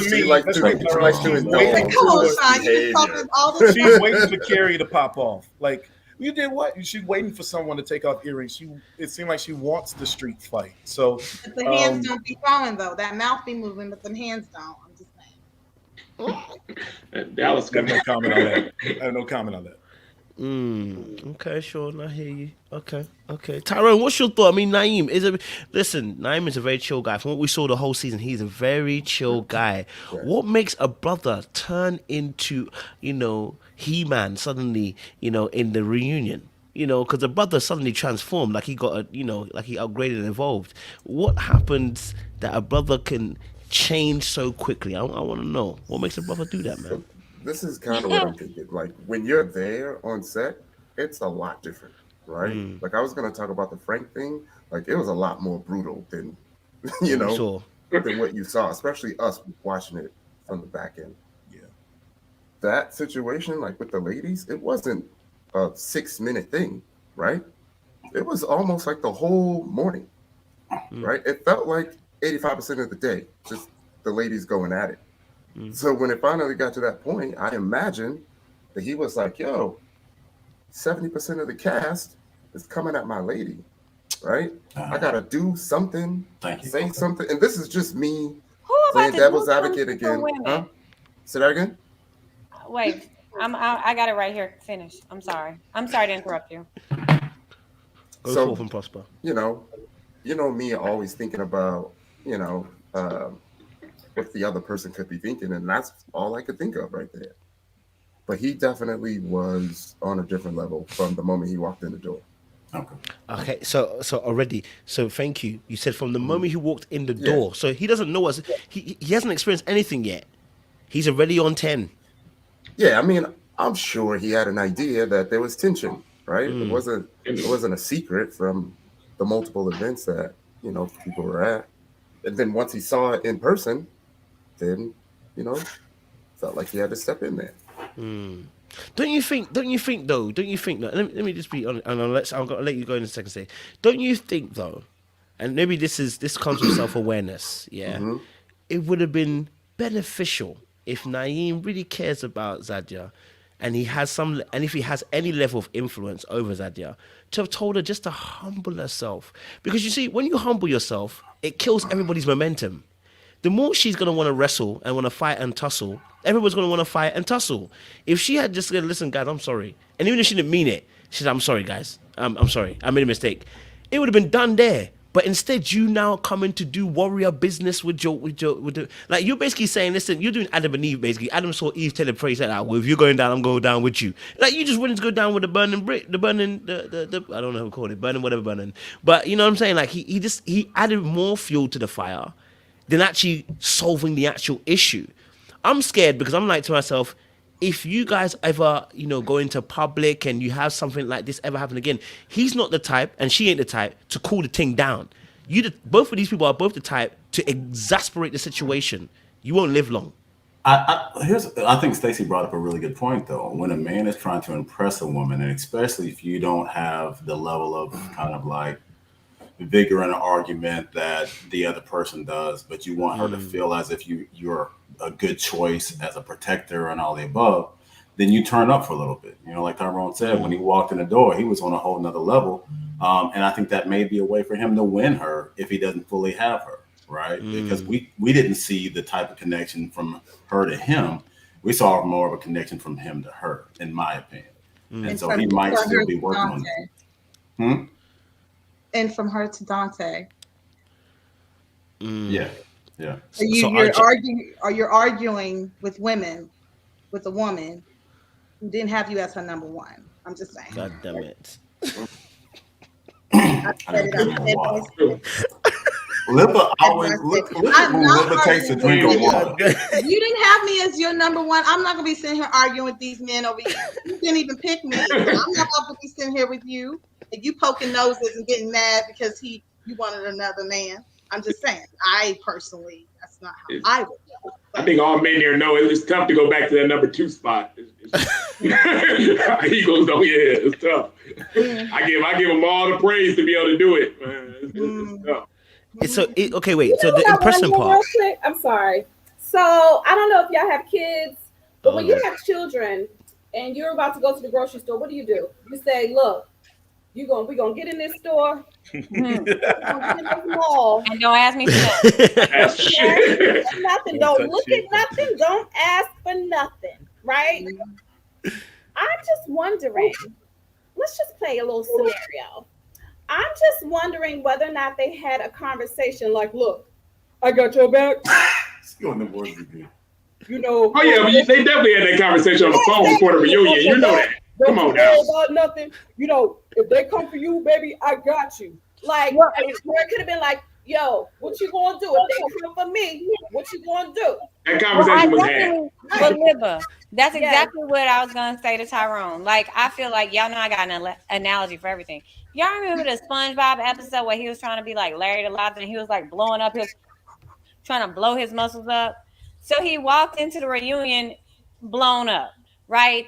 They got on the couch, and if you notice the time that this occurred, it was the whole B squad or whatever they call themselves. So he feeling real froggy, right? Where he went wrong is you don't engage with women. You don't do it. You do not sit here and slide on into something that's being handled between women and think you're about to pop off on a woman. That just deflated all of the air you put into your chest and your muscles. I'm sorry. Did you just call You him do Larry not Lobster? attack women like that. You have no place. Yeah, Larry the Lobster. Hell, he lucky I'm being nice enough to And call you're him speaking- shit. and you're Y'all speaking know on bullshit things- what he did. And he's speaking on things he knew nothing about. So like Oh, he when you're knew going about back and it. forth, it's like what You knew her side of it. Listen, I'm gonna tell y'all. So in where I'm from, in the area where I'm from, y'all know I'm from the Bayou. So we say we have real dumbass names for everything. So we would call this a Jenny woman. A Jenny woman is a heterosexual male that sits in the kitchen with the women while they cooking, so he can hear all the gossip. This is giving me total Jenny woman vibes, and I'm telling y'all honestly, it's like that's how we refer to this. Like it's a heterosexual man, a straight guy that sits amongst women and be in women's business. That's what this situation was. That is so wrong. And then you start forgetting that you're the man in the room and you start talking and cackling with women as if you're one. No. Who was it that was saying, somebody check him? Check Sydney. him. That was Sydney. Yeah. And she said give him a peach too, because he was doing the most. Give a peach. What does that mean? I'm from the UK. Sorry, what does that mean? So To be on a housewives show. Yeah, the Real Housewives of Atlanta, all the wives get a peach. Oh, That's why she said give him a Guess peach. that. give him a peach. Damn. Damn. Part of the lady. It's different now that you know it, right? You get it, right? I see it now. The peach for the show. Okay. Make him one of the women. Damn. Okay. Okay. So, wait. I want to ask a question. So, this is probably more to the men. So, obviously, Naeem was doing the most. Obviously, trying, impress. Let's say he was trying to impress Zadia. If you're doing that much, are you doing that from a place of deficit? What I mean by deficit, meaning you are not in the same league as the girl that you're trying to do this for. Because if you're willing to do that kind of chivalrous act, I wouldn't say chivalrous because you're out here fighting with gals, but if you're out here doing the most, you're trying to impress, does that mean that you don't see yourself on the same level as the girl, maybe potentially? I think it's a tell. It's a tell of a weak position in a relationship. I'm not calling him a weak brother. I am. But it's a weak position in a relationship. Otherwise, you don't need to do that. I could, for example, there's a situation where I'm sitting with Joy and Simone's coming for her. And my comment wasn't to Simone. My comment was to Joy. Hey, sweetheart, fix your face. Yeah. Hey, don't let it get you going. Yada, yada, yada. I'm not about to confront. I'm not about to have a conversation with a woman. I'm a grown ass man. At the end of the day, that's between them women. I'm gonna support my queen, but battling her, that's not my business. And so I think it's a tell of his position, realizing that, okay, I've got to do some extra stuff because I don't see him to be that kind of dude. That's why I was asking Tyrone and Lib and Kerry and Sean, was he really like that? Because you didn't see that the whole entire season with him having that energy. And I think that's a last minute kind of like, all right, let me shoot it from the half point line and see if this works. Well, Jay, I only met him twice. That was at the pool party and then deliberations. That was it. So I don't have a full measure. Come on now, Sean. Come on. I mean, No. Sean said he was We ain't gonna let Sean get off the hook. Sean, Guys, Sean, let's hold on a second. you watched the show. No, wait. You watched the show back. So when you watch the show, when you meet me, when we meet each no. other, right? When I you met him, see right? when you see a brother in that position, forget him on that sheet. When you see a brother in that position, trying to now have wrestle and tussle and fights with gal. No, Yeah. guys, the original question was from Jay, was he like that? Was it a different energy? I'm only saying No, but I asked another question after that. But the other question, hell no. First of all, bruh, you on national TV and you cackling with these women back and forth, you're losing. It's not a good look. You didn't win it. You can't win. Let me tell you something, and I'm only going to go back to this for 30 seconds. The reason I was mealy mouth at the Friends date was because I did not want footage of anything. You don't want that. No, listen to me. As a black man, you do not want that footage. You do not want that conversation. You don't want that possibility of anything. So just on the basis of looking, you're going back and forth with women about some stuff that you don't know about. Chill. Secondly, I'm going to be with a woman who can take care of herself. But if this shit starts messing with our home and our relationship, then I'm going to intervene. But most of the time, I'm going to be, baby, don't get riled up. Whatever this chick is doing, let's remove ourselves from the situation or something. I got to support her some kind of way.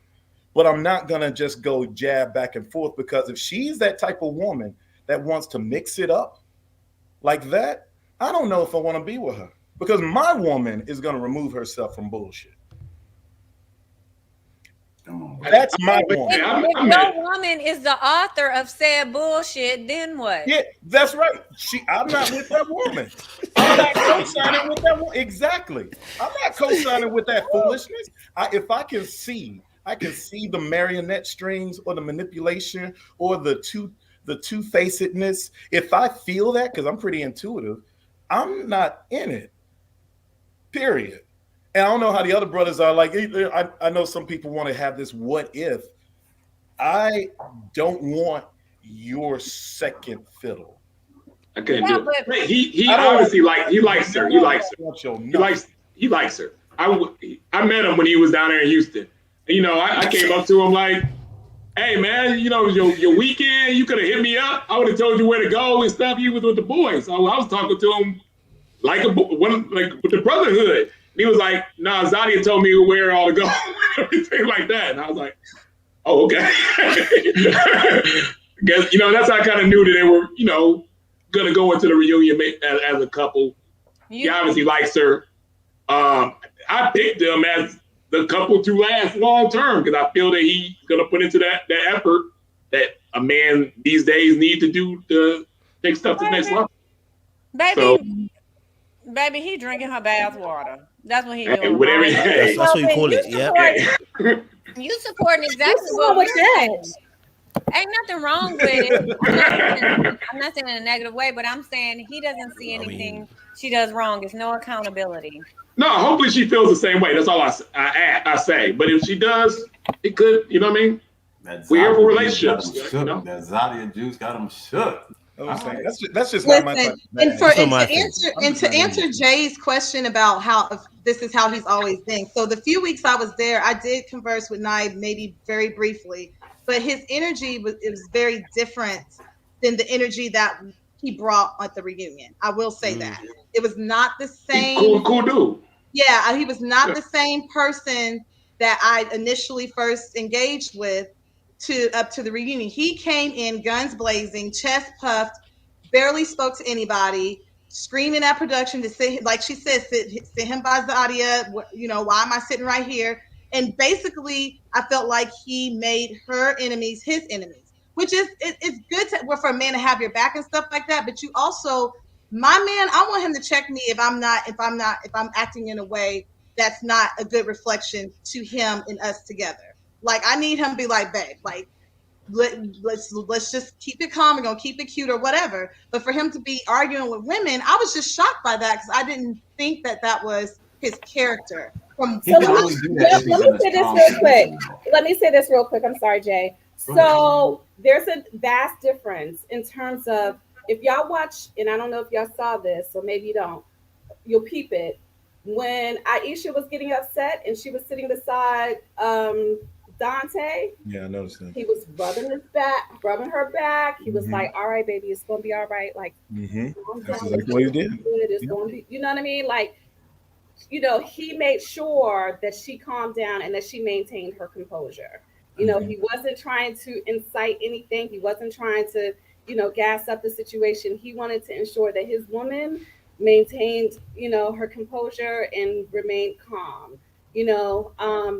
And I also believe, just as I mentioned, that perhaps they had like a talk before, like, all right, baby, listen, I got your back, you got my back. Let's make sure that we don't act a damn fool on national television, you know. So I obviously was the first one eliminated. So I have very little interaction with Nye. But what I have noticed is that he does come across as a calm brother, cool, calm, collected, very much Black, Afrocentric, you know, hip hop head kind of person. So I didn't anticipate seeing that level of tension as I did. But again, you know, I only met him a few, you know, that one little time. So whatevs. That's all. Jay, you gonna say? Nah, I just it just I'm glad to hear that he is who he previously presented himself to be consistently, and I just you know, I like to see brothers look a certain kind of way on camera, man, and I, you know, that he had the Afrocentric jewelry and all of that, and I was feeling my man's vibe, like, yeah, that's it, represent. And then this was just totally uncharacteristic, man. So, but I think it's like I assume that is what I said, which is just coming from a vulnerable position, not really having her totally in line. Because if you were talking about, you know, Kerry, you were saying, well, you know, a man should be able to say this. You can say that if you're in that position. Right. If you're coming from a weaker position, she's not listening to you. Then you got to do all the extra stuff like argue with women on camera, which is uncharacteristic to who you truly are. Right. And you don't realize it in the moment because all you want to do is get your bae. You know, so there's a song lyric in UK which is very popular. Ain't nobody heard it though. But in the UK it says, "Don't die for Nyash," and what it means is you shouldn't let a girl, okay, you shouldn't let her bum confuse you and get you killed. Yep. Okay, that's what we're saying, right? See, a brother who doesn't consider himself to be a co-equal to the woman will always die for Nyash. He'll always die for it. You know what I'm saying? And in that moment, Naeem was dying for Nyash because he lost senses. The calm, cool, collected Naeem wasn't in that moment, in that segment. My guy went on a mad thing. You understand? So, listen, I'm just telling the brothers out there, please, if that girl is going to influence you to a point where you're going to die for Nyash on a silly thing, this is probably not the right kind of girl for you. You probably are. Maybe you're not in the right league. You have to go somewhere else. So what happens when she gets in her feelings about something and she bucks up to a grown man, but he's 6'5", 280? Yeah, he did. And then you got to deal with it. You can't come with that DMX Tupac vibe because you just listen to it. They're gonna test your. They gonna work the same, yeah. That ain't the same on TV. Sitting down talking to some women is different. That's why I was saying if a guy would have tried to check them. But that goes to the point that I was trying to make earlier when we kind of, you know, brush this whole scenario. Yeah. He's not gonna come with that energy to a grown ass man, and that's why Sydney was like, "Well, one of the men get him." That's why she said that, because he feeling he will come with that energy to a man. Ron, fall out. The guy. I read very well. Like at the Roxbury with Naeem. Chill out, because it's keeping you from being objective right now, because that is not the truth. Hey, I know when somebody ain't no punk, you know, when they are. You know what I mean? It don't matter. I'm a boxer. I'm make you a punk or not. If I'm sitting here and I'm totally wrong and I'm doing somebody wrong, right? And I'm talking to Tyrone and I'm telling Tyrone all this bullshit. Kerry is in every right. Our lip is in every right. Like, girl, chill now. They might DM me. They might be like, "All right, Stacey, now let them make it." They will say something in a respectful manner within boundaries where I know, okay, I'm out of bounds. That's all our point is. Ain't nobody saying, "Oh, we gonna question his manhood." One of the other men should have questioned his manhood or bucked up to him. Nobody's saying that. But what we're saying is, in a respectful way, men handle him. Yeah. I mean, as a man in that situation, when you're dealing with women like he was doing, where he shouldn't have been doing, you dream for a man to intervene so you can put all that emotional attention towards him, and it's gonna escalate.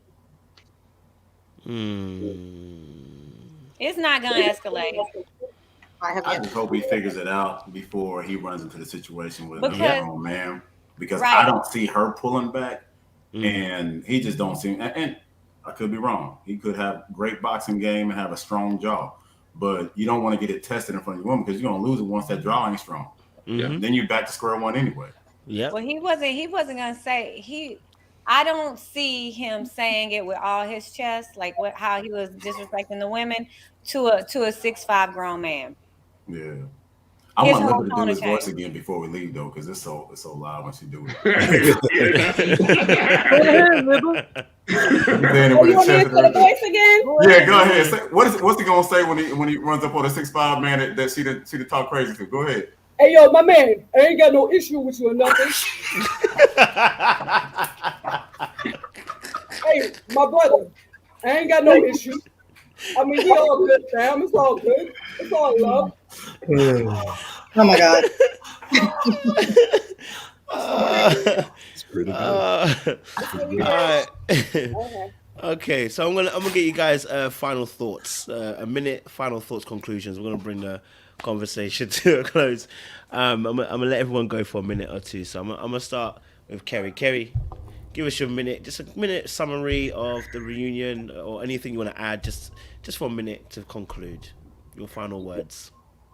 It was fun. I didn't, actually it was a great experience. I don't regret anything. I hope you guys tune into the second part because I have no idea what's going to happen. There is some other stuff, that's going to unfold that I'm sure y'all going to want to talk about. That's very, very interesting. It has all of us has a big, huge question mark on top of our head with this particular thing that happened. But I'm gonna let y'all view it and we're gonna talk about it. But yeah, it'll be an interesting part two. Part one was probably the icing on the cake. Damn. Okay. Oh, so we want a real cake. Yeah, part one's the icing. Yeah, we gonna have to put some candles and light it up tomorrow. This coming Friday, so yeah. All right, I hear you. All right, Ron, give us a quick minute summary. I mean, the reunion, it had the drama. I mean, it has all that. I'm more, like I said. Oh no! All that's worth it to me. Like, you know what I mean? It ain't supposed to go easy. You know what I mean? If you're in this process to become a real relationship, should be a few bumps in the road and stuff like that. So I want to see DC come out with, with some long-term relationships. So if that happens, that's good. I hope on the second part, I hope they get my man, Lamont get some camera time. Shout out to Lamont.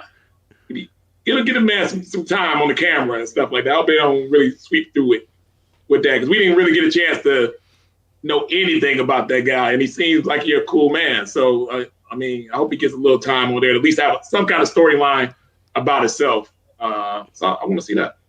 He gonna spit another poetry about sex again. But anyway, Tyrone, what you saying? Go for it, bro.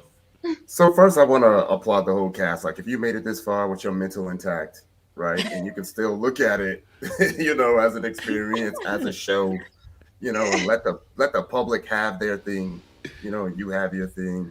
Don't try to continue to explain everything, right? And then, other than that, you're gonna see some things that will make you emotional. You're gonna see some things that make your jaw drop. Some things that make you say, "What is the reason?" What the hell? Right. But definitely go watch. I enjoy, the camaraderie that the cast has now. At least most of us right? And you know, have another panel at some point soon. Let's get it. Mm-hmm. Audience are saying the exact same thing. Sean, talk to me, man. Give me a minute summary, man. What's your thoughts, man? About just the reunion. Yeah. Okay, so I think You can't talk about the Sabrina thing again. no, I'm not talking about that again. I'm not talking about that. I'm more about. Please, I think Lord. I'm more about the show in general. There needs to be a re-evaluation of the show. Okay. Talking directly to the producers or what have you. I don't think people need to be eliminated on the I first don't. day. I think that's stupid. I Yeah. think if you bring people in on the middle, give them more opportunities, and all the cast to meet and Before. join in this process together as people looking for love. And then I think you'll have more natural, interesting drama instead of some prefab bullshit. So that's what made me kind of personally dismayed that these are grown people having this alt. My dad's like, don't have the alt to the door. So that's me. But I am on the positive side largely. This is like my high school class. I'm glad to have met all these people. We are part of an RTL alum, of folks who have done Yeah. something unique and different to the experience of being in our 30s and 40s. And I'm appreciative of that. And these are some friends for life. Not everybody, but that's like anything else. But I'm pleased for that. And I've learned a lot. And I'm looking to go forward with more as we go through this whole thing. But that's me. Love that. Sean, you are unintentionally funny. And it's Yeah, bro, you be killing me, bro. This has been my life. All right, Liver, talk to me, man. 1 minute summary. Go for it. So, in terms of the reunion, it is highly emotional and highly charged. Here you have people who've been waiting to say things for weeks at a time, right? And it's all in front of the camera. But my experience on the show has been lovely. My experience has been damn near perfect. And the reason is that a lot of the things that happened there, I did not need to be there, so I was spared. But I will say that what you'll notice is that our season and the castmates, we spend a lot of time with one another. Like there is a lot of love, like for real. So we may have not found the love that we were looking for, but we certainly did find love and friendship. So when Sean talks about that longevity in terms of friendships, like I certainly foresee that happening. And the other thing is that for our viewers, it's very easy for you to judge us and our actions and what we did and what we did not do. But some of us are still living with the decisions that we made, and others of us are not. We out here living our best lives. I'm in Houston. Hey, Ron. Hey, Stacey B. Hey, Jay. So yeah, watch the next episode, and you'll get to at least get to hear from me why I think I got eliminated. So that should be good. So yeah, but that's all. Watch it. It's still good. We still got some juicy stuff coming up on that second episode or the next, the last part of the reunion. Appreciate it, Liver. JJ, talk to me, bro, man. What's your summary, man? Man, y'all got me concerned about what's on this next episode. I feel like I might need to have something to drink and sip on. But no, I mean, shout out to the cast.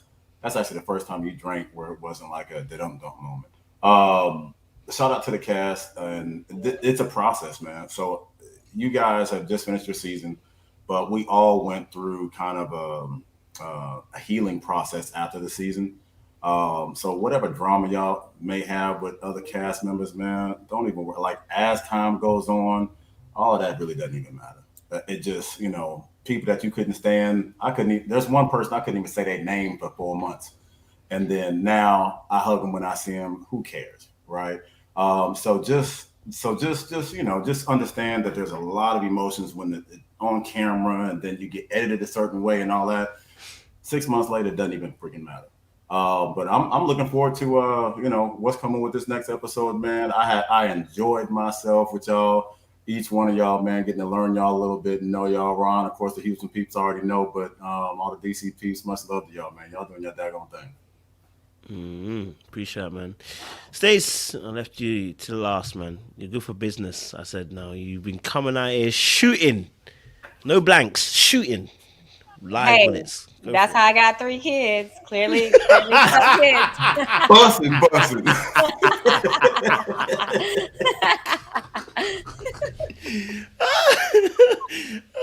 Stacey. Yeah, well, okay, so again, I started today by saying I was both overwhelmed and underwhelmed by the first part of the reunion. So I hope they can raise my underwhelmment and my overwhelmment 3 more bars. I'm so super excited to see what happens.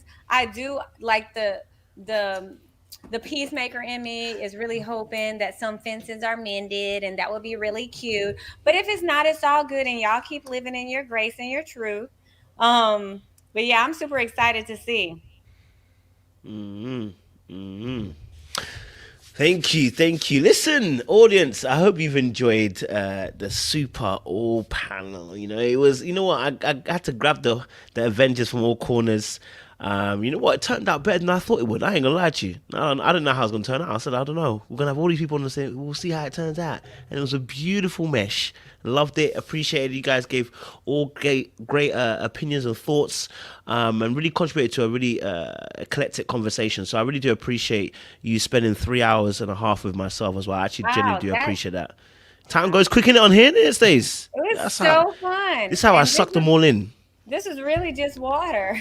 I couldn't imagine if I actually had some drink in here. She would turn out because she was shooting all day. So listen, audience members, I appreciate you lot. Thank you. Listen, we'll be here next week. Listen, all the cast members here are invited to next week if they're available. We may have some other extras, I'm sure. Some people want to join as well after they've seen this fabulous put together. But listen, make sure you enjoy yourself tonight. I know it's a little bit late for some of you, but we appreciate you coming out strong. And we'll see you guys, I believe, Thursday for Married at First Sight Live, and then back next Sunday for the final installment of Ready to Love this particular season. It don't take long because we're gonna be literally turning around and the next season's on. So we appreciate you guys. You know what I'm saying? Or panelists, thank you so much. I appreciate you guys. But stay locked and stay loaded, folks. Yeah, man, I appreciate it, man. You know it's love out here. We gonna bounce out, guys, and probably have a little chat behind